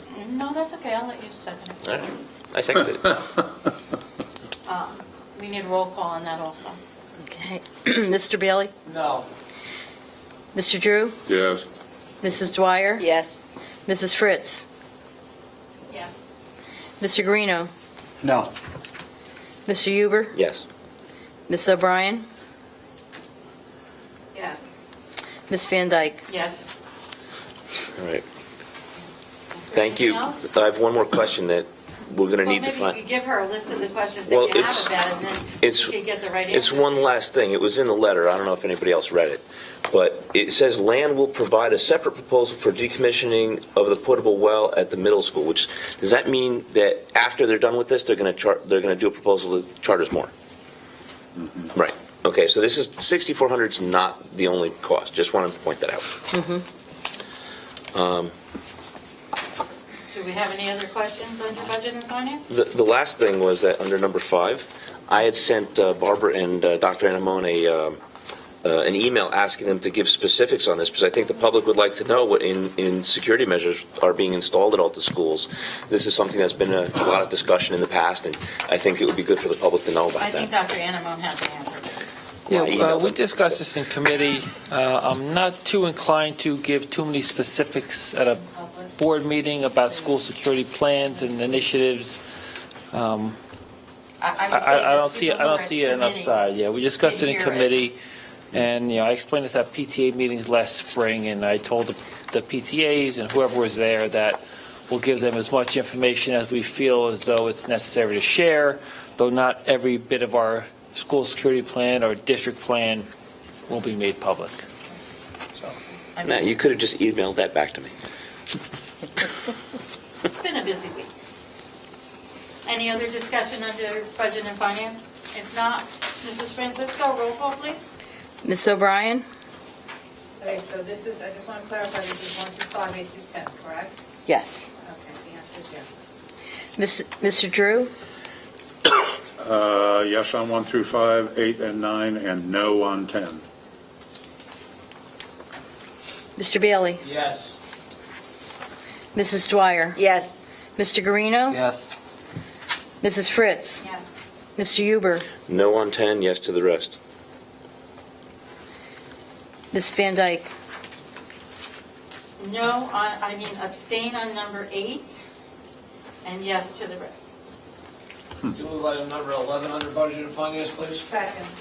Discussion? If not, Mrs. Francisco? Ms. O'Brien? Yes. Mr. Drew? Mr. Drew? Mr. Drew. Yes. Mr. Bailey? Yes. Mrs. Dwyer? Yes. Mr. Guarino? Yes. Mrs. Fritz? Mr. Huber? Mrs. Van Dyke? Yes. I'd like to move item number 12 under Budget and Finance, please. Second.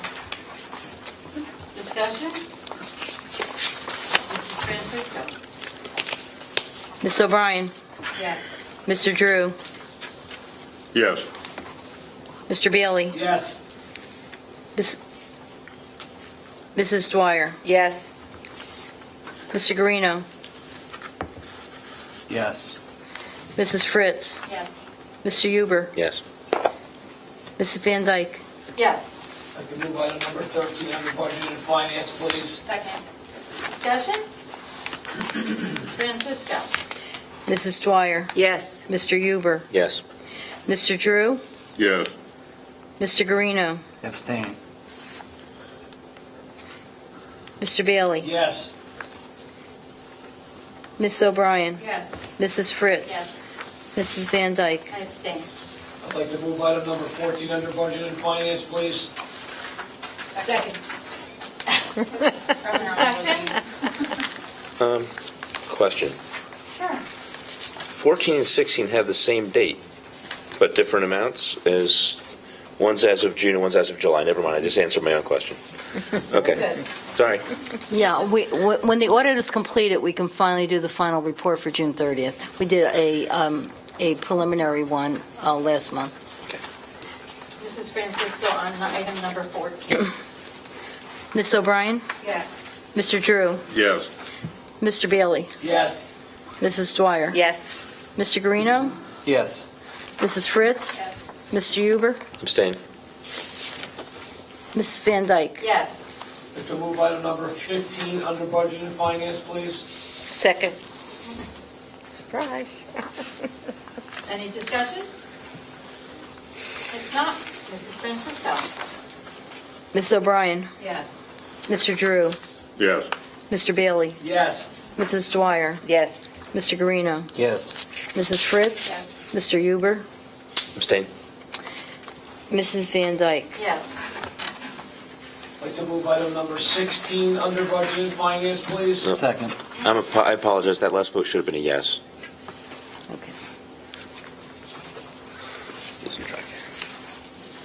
This is item number 16, correct? Yes. Mr. Any discussion? Mrs. Francisco? Ms. O'Brien? Yes. Mr. Drew? Yes. Mr. Bailey? Yes. Mrs. Dwyer? Yes. Mr. Guarino? Yes. Mrs. Fritz? Yes. Mr. Huber? Abstain. Mrs. Van Dyke? Yes. I'd like to move item number 17 under Budget and Finance, please. Second. Any discussion? Mrs. Francisco? Ms. O'Brien? Yes. Mr. Drew? Yes. Mr. Bailey? Yes. Mrs. Dwyer? Yes. Mr. Guarino? Yes. Mrs. Fritz? Yes. Mr. Huber? Yes. Mrs. Van Dyke? Yes. I'd like to move item number 18 under Budget and Finance, please. Discussion? Mrs. Who Francisco? was the second? Second. We need a second. I'll second it. Oh, I'm sorry. It's okay.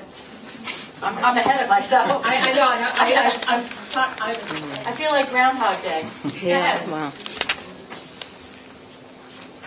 That's it? Yeah. Ms. O'Brien? Yes. Mr. Drew? Yes. Mr. Bailey? Yes. Mrs. Dwyer? Yes. Mr. Guarino? Yes. Mrs. Fritz? Yes. Mr. Huber? Abstain. Mrs. Van Dyke? Yes. I'd like to move item number 19 under Budget and Finance, please. Second. Any discussion? Mrs. Francisco? Mr. Bailey? Yes. Mrs. Dwyer? Yes. Mr. Guarino? Yes. Mrs. Fritz? Yes. Mr. Huber? Yes. Mrs. O'Brien? Yes. Mr. Drew? Yes. Mrs. Van Dyke? Yes. Thank you, Mr. Bailey. Mr. Guarino. I'd like to move items 1 through 23 under policy. Second, please. I'd like to ask that number 18 be a separate vote. Sure. We need to, how do we do that? Vote no on or yes on Yeah, that, I was gonna say you could just clarify your vote, but as of right now, there was, Second reading. well, there was already a second that motion would be voted on. So I mean, if you'd like, just make people to clarify their vote. Otherwise, if they're gonna give their universal vote, that would be the same vote. So you could just say you're voting no or abstaining whatever on that. How's Yeah. that? This is for the... Okay. Any other discussion, any discussion? I pass on. Number 18. Of course. I'd like to pass these around. These are copies of the pertinent pages of the HIB policy change. This is second reading, right? Yeah. Okay. Just, I thought it was, but I want to make sure that I was okay with that.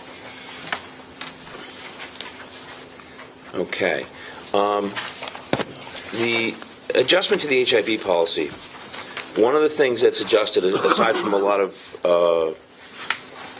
there's some housekeeping, so to speak, to clean it up, to conform it to current terminology and so on and so forth.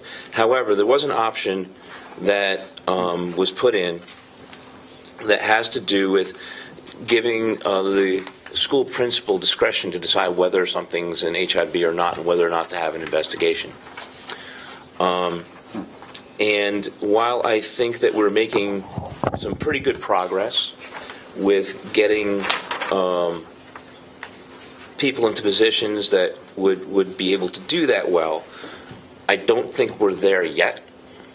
And I would like to make a motion to remove that option from this policy, second reading. Can we do that? I don't know if that's proper, Mr. Huber.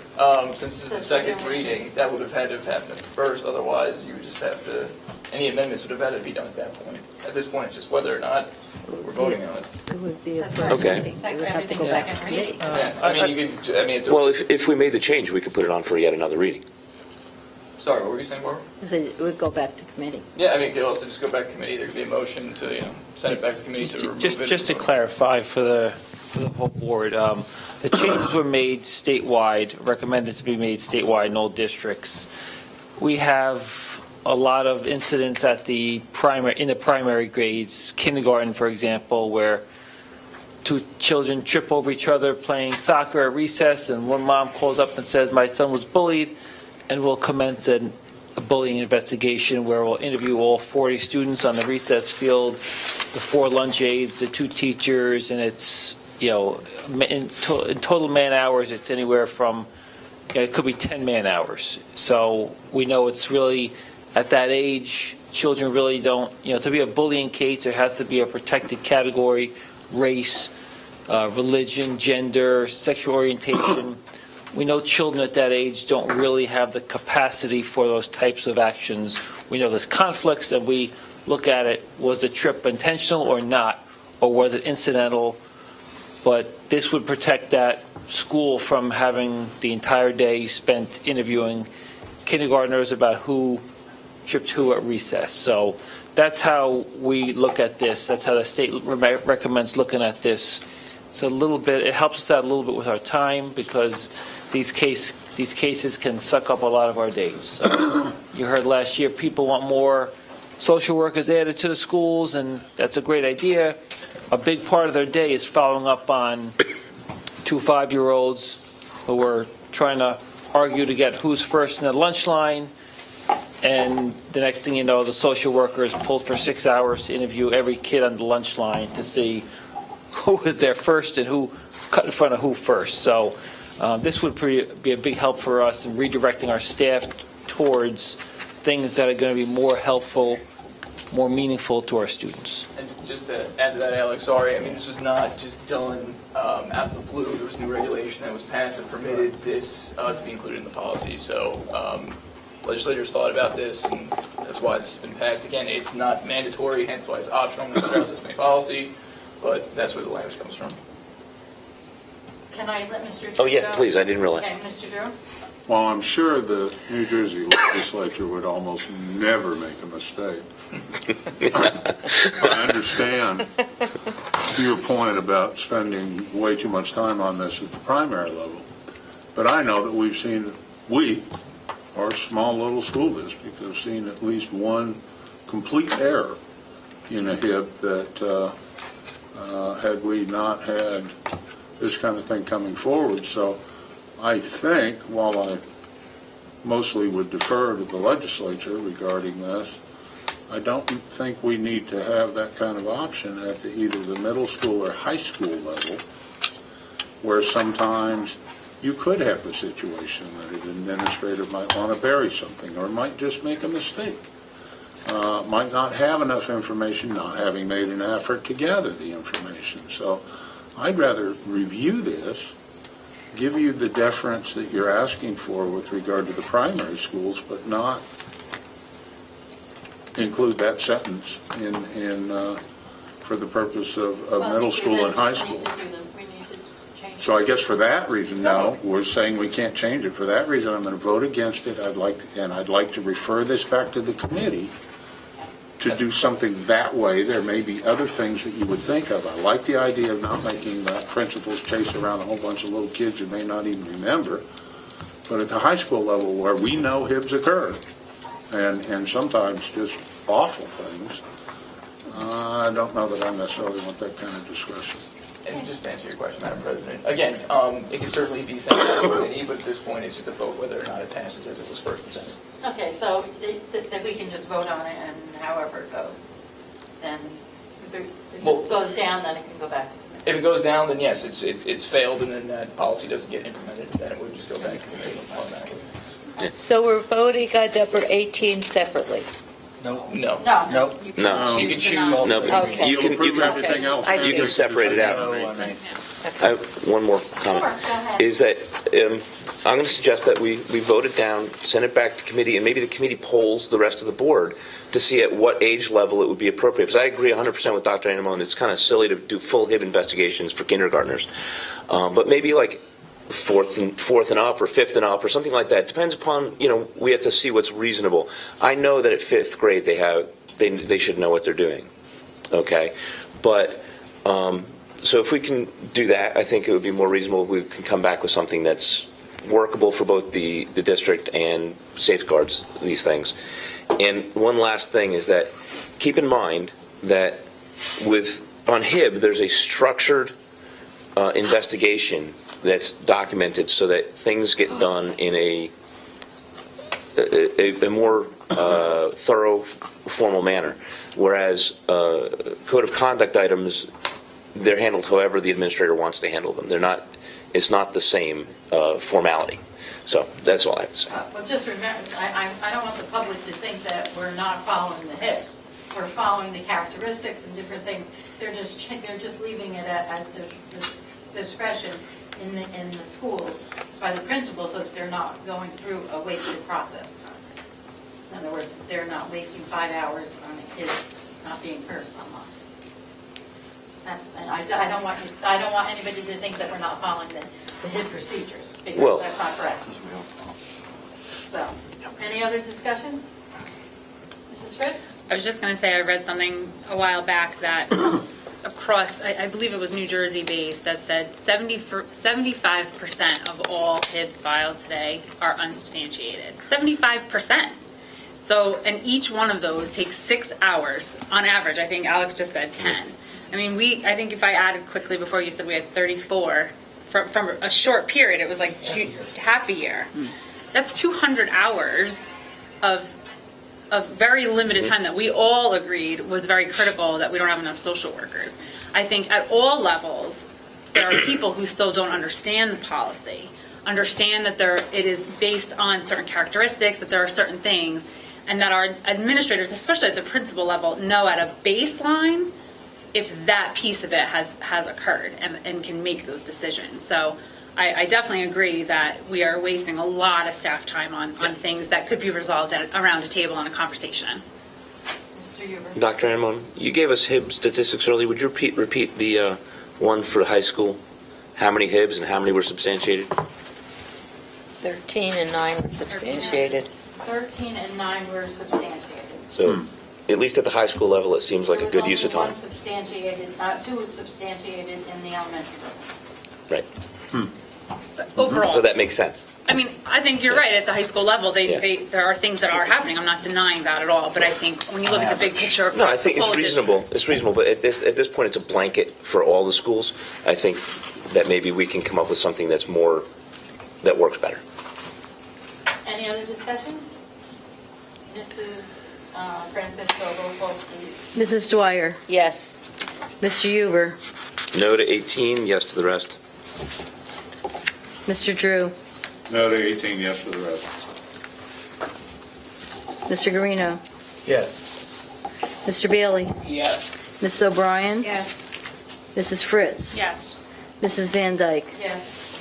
And we're going to, Just open this up for lawsuits. okay. Committee reports.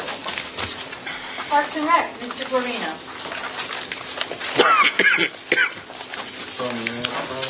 You had a meeting. I know. We finally did. We did have a meeting after our summer off. Pull up my notes. For those of you who don't know this, the rec center got a new gym floor over the summer. So if you haven't been there, go check it out. It looks really nice. Wood floor, so a little bit different, much like you see in the high school. They did put up some temp pads on the walls. Maybe they're permanent soon.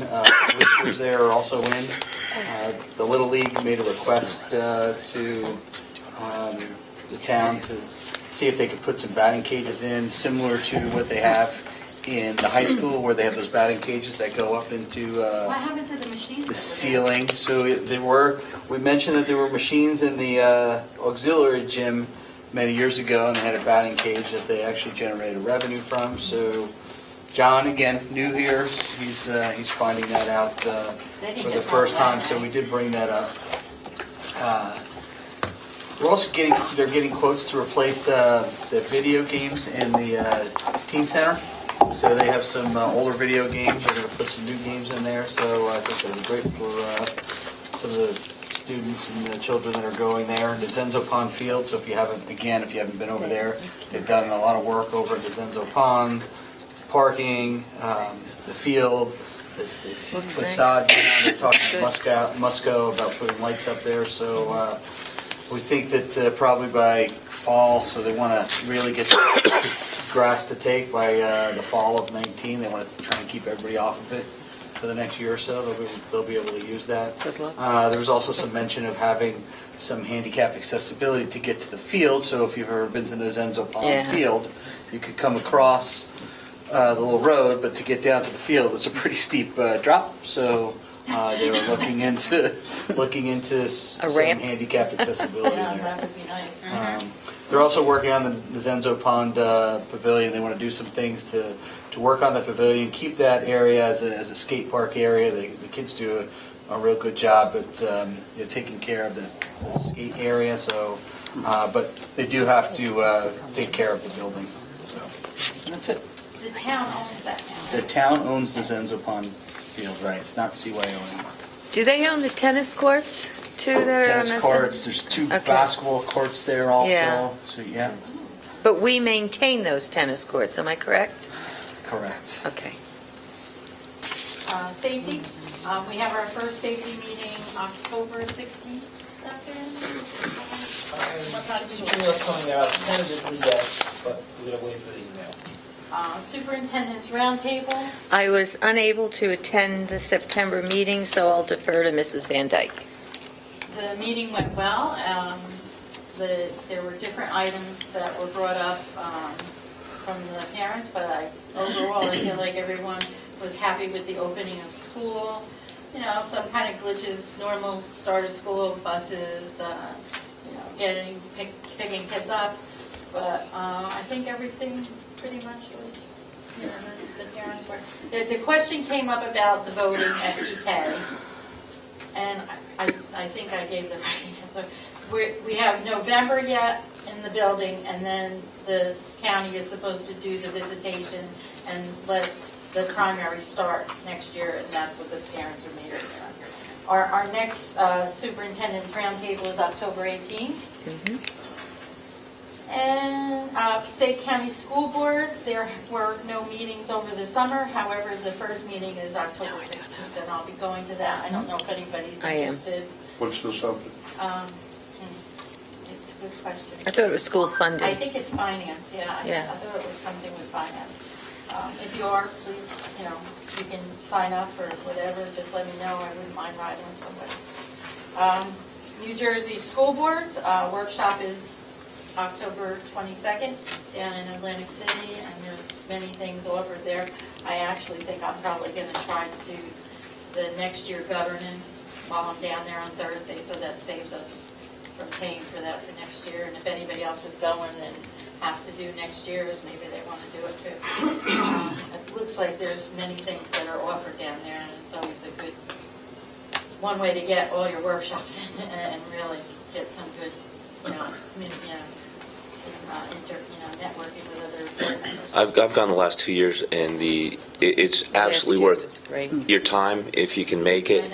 The education and learning down there is fantastic. It's hard work. You do a lot in the days that you're there, but it is definitely, especially for the district too, we pay a lot of money for dues and this is a resource that if we can use it, we should. Legislative, Mr. Huber. Okay. There was legislation that was signed into law, but it seems, I'm not really clear on it, but it looks like it's still open for public confirmation, maybe on the ballot in November. It's the Securing Our Children's Future Act. It was originally introduced as a $1 billion funding act that included $400 million to go toward vocational schools, county vocational schools. It's on the ballot. What's that? It's on the ballot. Right. But I'm just giving a little background.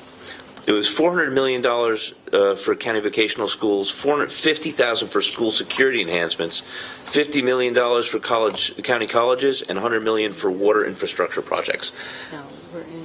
Now, that was what it was originally. Governor Murphy cut it down. He took the school security stuff out entirely, and he reduced the vocational county vocational school amount to $350. So that's what's on the ballot. Okay, so he took out entirely school security. So just making everybody aware of that. Another law was signed in where all new school buses have to have 3-point seatbelts. It's only newly manufactured stuff, and it would not require us to retrofit our other buses, so it's really not going to affect us that much. Another policy is going into effect that has to do with opioid overdose prevention, in which it would require high schools to have personnel to have training and maintain supplies of opioid antidotes. Right now that would be Narcan, maybe later it would be something else. And be able to administer them by a school nurse or other trained employee. It permits any other school to have it as well, so it could be done in middle schools or whatever. And it's optional. You also have to have that accessible for school functions on school grounds, and it's optional for school functions off school grounds. So if there was a trip to Washington and some of the teachers had it and wanted to take it, that could be done. And it also asks the school to develop a policy along those lines. So policy committee needs to start thinking about it. And there's some other things, but they're not certain yet, so I'm not going to waste the board's time until they are. Thank you. Technology, Mrs. Fritz. Yes, we had a meeting. We met on September 17th. The district is continuing efforts towards building a faster, more reliable network across the entire district. Some of the things that they're doing, new switches, which is what connects the network across the schools. We've got some initial switching in place, edge switches in place with Meraki as the vendor. There's still some programming to be done around that, but letting the school district settle in before they start making some changes within the schools and disrupting anything. They will continue to expand the network to update remaining switches, and the direction from there will be to expand our capabilities, which we've talked about before, to a VoIP network, which is a digital phone system. Servers, there's new servers have been purchased, installed, and updated with the latest VMware, which is virtual servers. It allows us to share more resources across the district. We currently have one in the high school, which also supports Westbrook and Macapin, and then one in each of the outer schools, Apshaw, Marshall Hill, Maple Road, PK, and UGL. Chromebooks, 300 Chromebooks have been ordered for this year's deployment, and we'll be working on getting those configured and rolled out around mid-October. And BBARS will be working with the administrators and Student Advocate and others to coordinate that distribution. Clear touch boards, pilot around that. If you don't know what that is, it's kind of like a big tablet that goes up on the wall in the classrooms. We have 3 installed so far, 2 in Macapin, 1 in Westbrook. Teachers are thrilled and seem really excited to be able to have access and using these in the classroom. And then we have 3 more planned for Maple Road, 2 in the new autism classrooms, and 1 that was donated by the PTO of that school.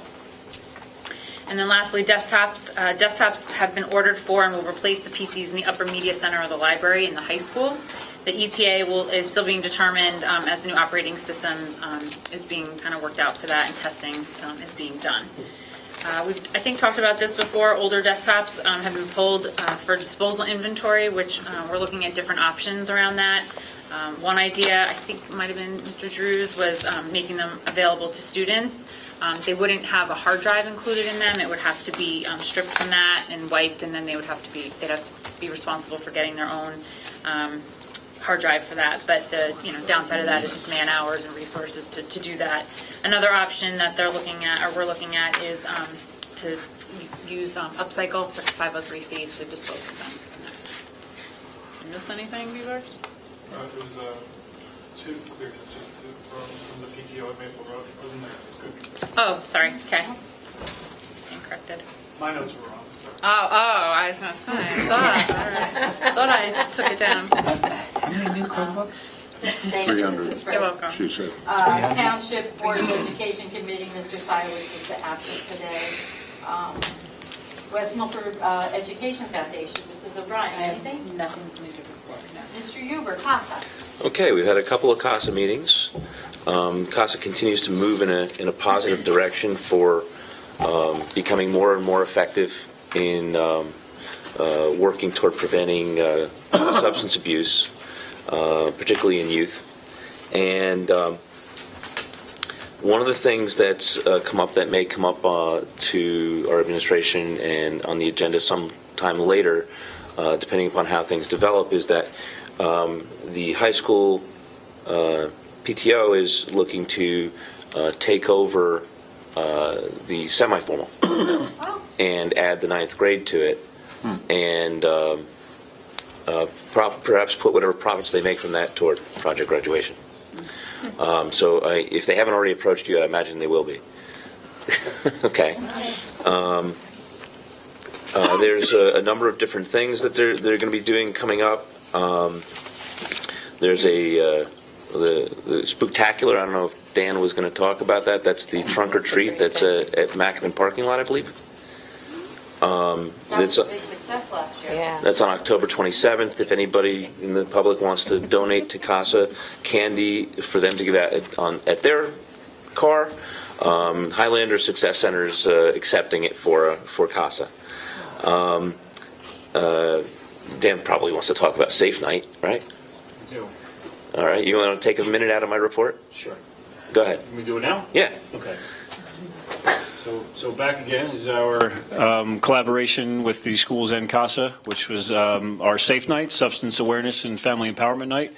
Tremendously successful. We had right around 450 participants with parents and children combined. We had a great keynote speaker named Matt Bellis, who talked about the Natural High was the name of his program, talking about the things that kids could do to stay drug-free and still, and make a big positive impact in the community. We offered programs from our health and physical education staff, as well as our social workers, for the types of awareness and things that our community needs to help stay away from the substance abuse and the lifestyle that leads to that.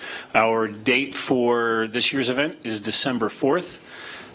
We decided to stay away from this time period where everything is, all the back-to-school nights. We have our Highlander Showcase and Expo tomorrow night.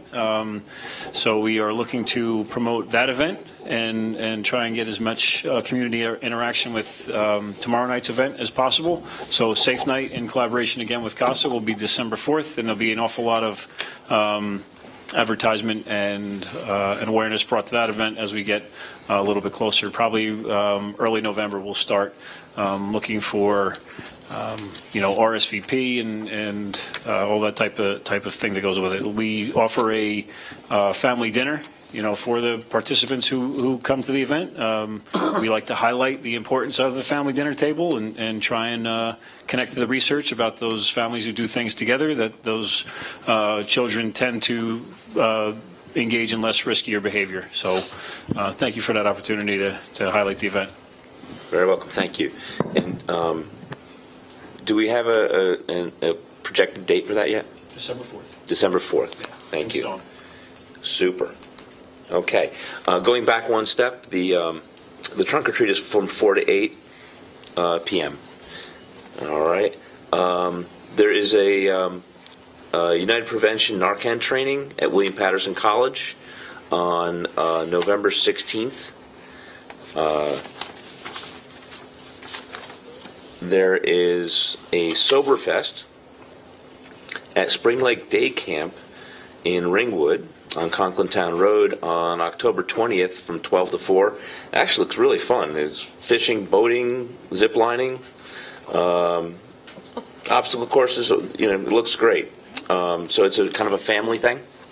When is it? It's October 20th, Saturday. Oh. Okay.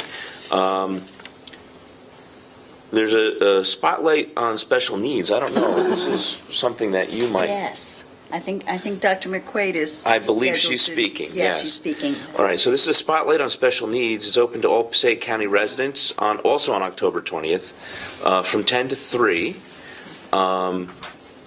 at the West Milford High School cafeteria. And you call to register is 973-506-6575. It's going to cover all kinds of things. They're going to have law, CPR skills, mindfulness. They're going to have all kinds of different organizations with resources for special needs. They're going to have a law firm there, not to talk about litigation stuff, but to give information on resources. And our very own Dr. McQuaid is going to be speaking as part of that.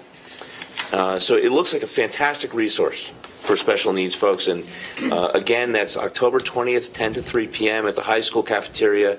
And you can register by calling 973-506-6575. Oh, and there's a free lunch. If anybody said there's no free lunch, there's a free lunch. Okay? And the last item I have, which is something that might maybe be great for our own staff, is there's a youth mental health first aid course. It's a full-day course, Thursday, November 8th from 9:30 to 5:30 at the West Milford Library. You can register by going to CASA, C-A-S-A, at westmilford.org. It's an 8-hour public education program that helps people understand youth mental health problems, how to recognize it, and how to initiate help, I think. So it's a really good thing. I've talked to a couple people who have been to it. I'm going to try and make it, but I don't know if I can get off of work. Can anybody attend? Yes, it's open to everybody. It's free, but it's sponsored by GCATA, Governor's Council on Alcohol and Drug Abuse. And it's also sponsored by CASA and the Highland Family Success Center. So those are the three sponsors. And it's a gentleman who has given this twice before in town, I think, maybe 3 times. And it's free, but it does have very limited limited numbers. So once it's filled, it's filled. Okay. And that wraps up my report. Thank you. Old business?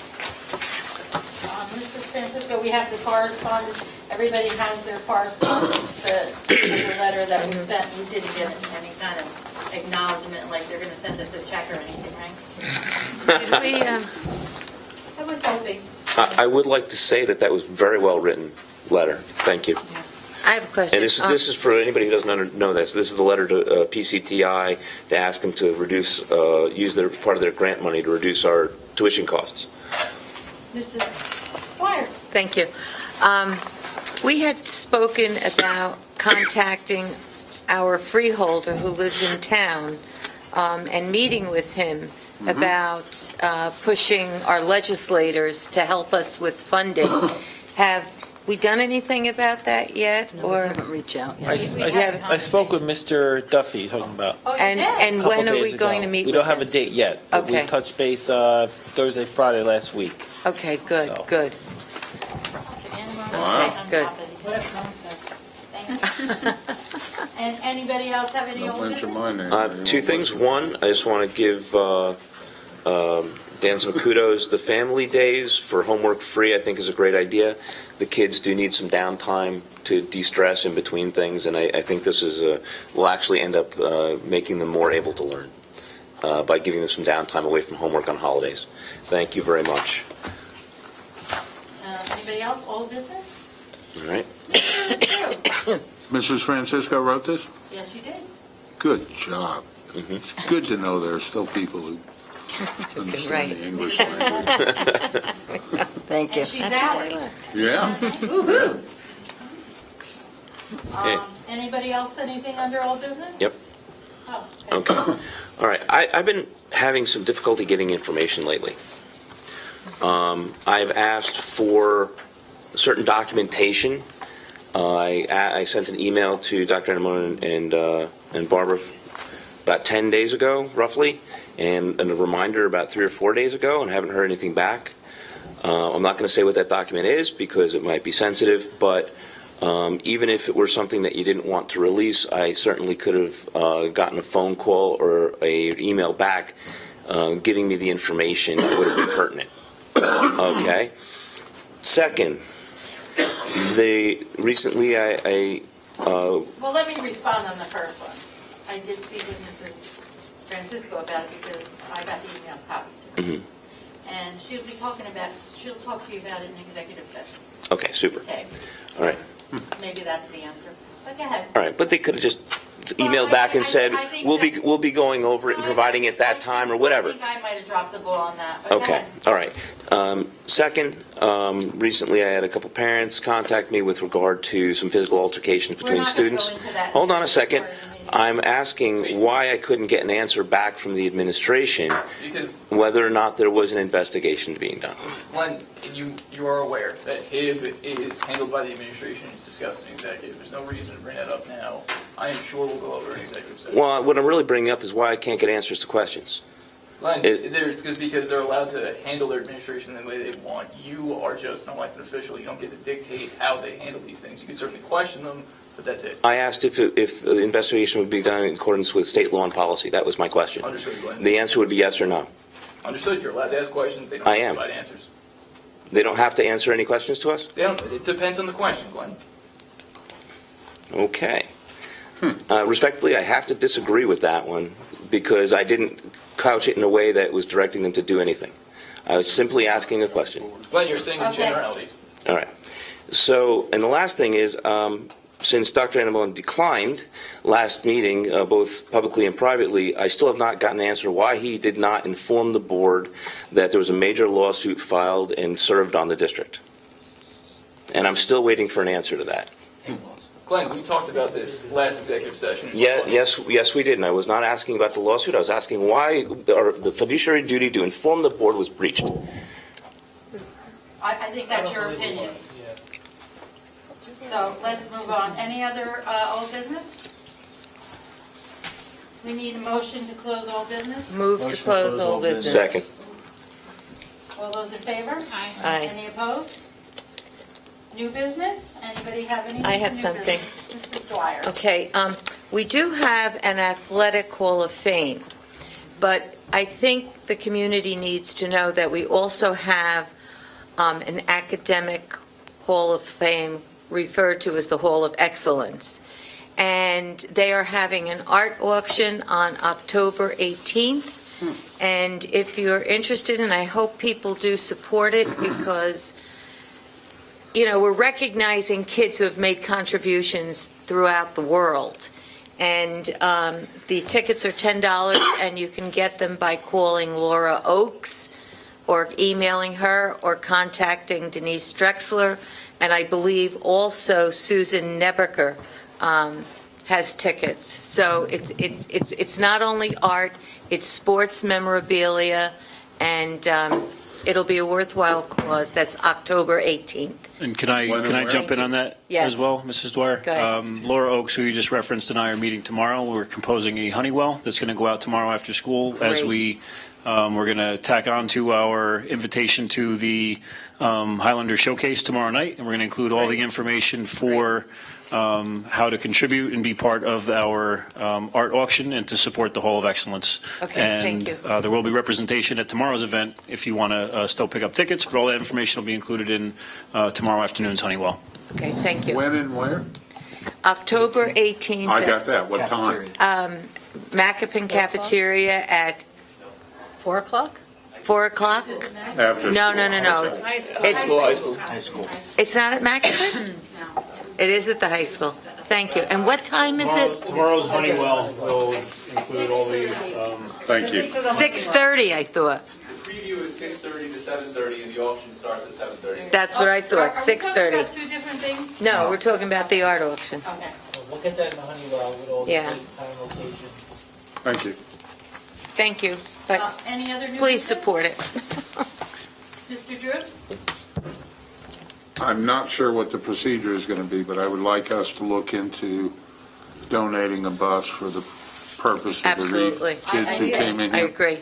We give one to Alf. I don't know what the cost is, whether the correct procedure would be to get a cost and then we vote on it, or at a subsequent meeting, or whether they need the bus before we can do that. But I really want us to look I into think we need it for doing December that. 15th, so we have a meeting or two. We always do You that know for what? community So events. can we get an answer about what it would be so that we can vote on Will it you at the send us next something meeting? in the packet? Just let us know. If we knew how long, but normally we get those requests and we just, Yeah, I mean, I think it's a little bit of time in the day because they're doing all three cemeteries. what they have to do is they have to let us know what they need, because that's extra work that has to. You have to know how much time you need to I pay could the set up bus a meeting with them. Yes, So we is have the to- board, Well, they have to be able to sign up for it. Right. So Right. we have to know. I'll know more think before we the will next meeting. support I think it. it's more of a, I don't think it's before the next meeting, so I can No, it's follow up with them. December. It's Yeah, it's near December. the holidays, so we So have a they little would time. be, I'll reach out to the young men, because we need to Alan's know. gonna have Thank a you. meeting with them, so maybe we can Okay, get so it all we figured need out. to know what the details are. I think so that's a we really can put it on worthwhile there. cause, and I'd like to And I at least believe- look into what I it takes believe to the wreaths support are it. $15 each. And then you get, if you do, you Yeah. can actually do them in honor of somebody or in memory of someone. If you have a Right. military family member or whatever, this is a wonderful It would cause, be, and it would be these nice ones- if each of us donated a Yes, wreath. I would, Don't you worry, there'll be a Yeah. donation. yeah, No it would be problem. nice. So anyhow, yeah, I consensus, I'm sure, is we would like to, everybody, maybe is there anyone that would have a problem with the bus? No, absolutely Okay, so not. then we'll have that discussion. Thank you.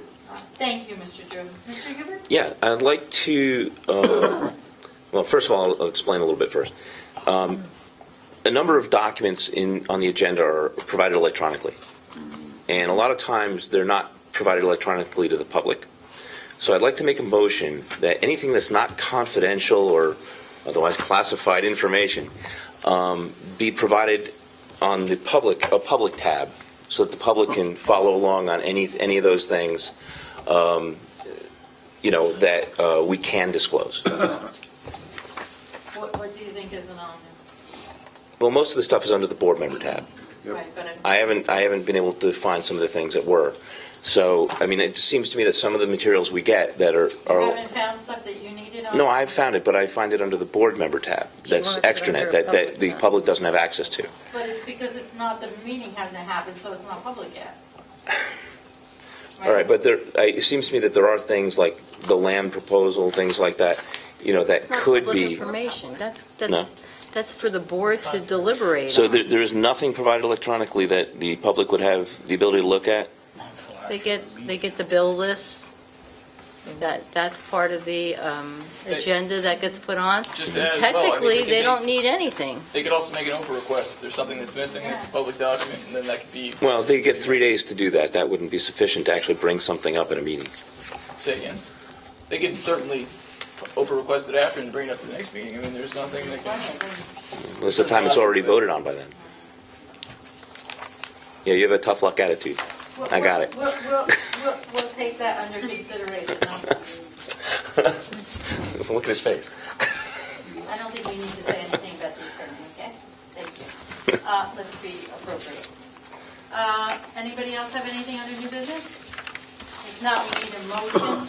Motion to close new business. Second. All in favor? Aye. Any opposed? Okay, so now public comment. Members of the public who have requested to speak prior to the meeting will be first with 5 minutes for each speaker for a period of 30 minutes. Then, the time permitting, other public comment limited to 5 minutes per speaker will be allowed until the 30-minute time period expires. All speakers are asked to give their full name, spell their last name, and provide their address. Speakers may not use the name of the students during public comment. Would anybody like to speak? If not, we need a motion to close. Seeing none, I'd like to close public comments. Second. All those in favor? Aye. Any opposed? Okay, so now we need a motion for executive session, and we will be coming back for action, is that correct? For action. At 9:40 PM, I'd like to make a motion to go into executive session for the purpose of discussing personnel appointments, resignations, current litigation matters, special education matters, FIBS, and a matter of attorney-client privilege. The executive session minutes will not be released until such time as the privilege or confidentiality is no longer applicable. I need a second. Second. All those in favor? Aye. Any opposed? We will be back. That's a promise. Yeah, for Nathaniel, because she's in there. Was that? Mr. Bailey, Mr. Seidowitz, Mr. Drew, Here. Mrs. Dwyer. Here. Mr. Guarino. Here. Mrs. Fritz, Mr. Huber. Here? Mrs. O'Brien. Here. Mrs. Van Dyke. Here. Mrs. Dwyer. Okay. Move to approve the recommendation of the superintendent in the following HIBs. 2019 H1 substantiated. 2019 M1 unsubstantiated. 2019 H2 unsubstantiated.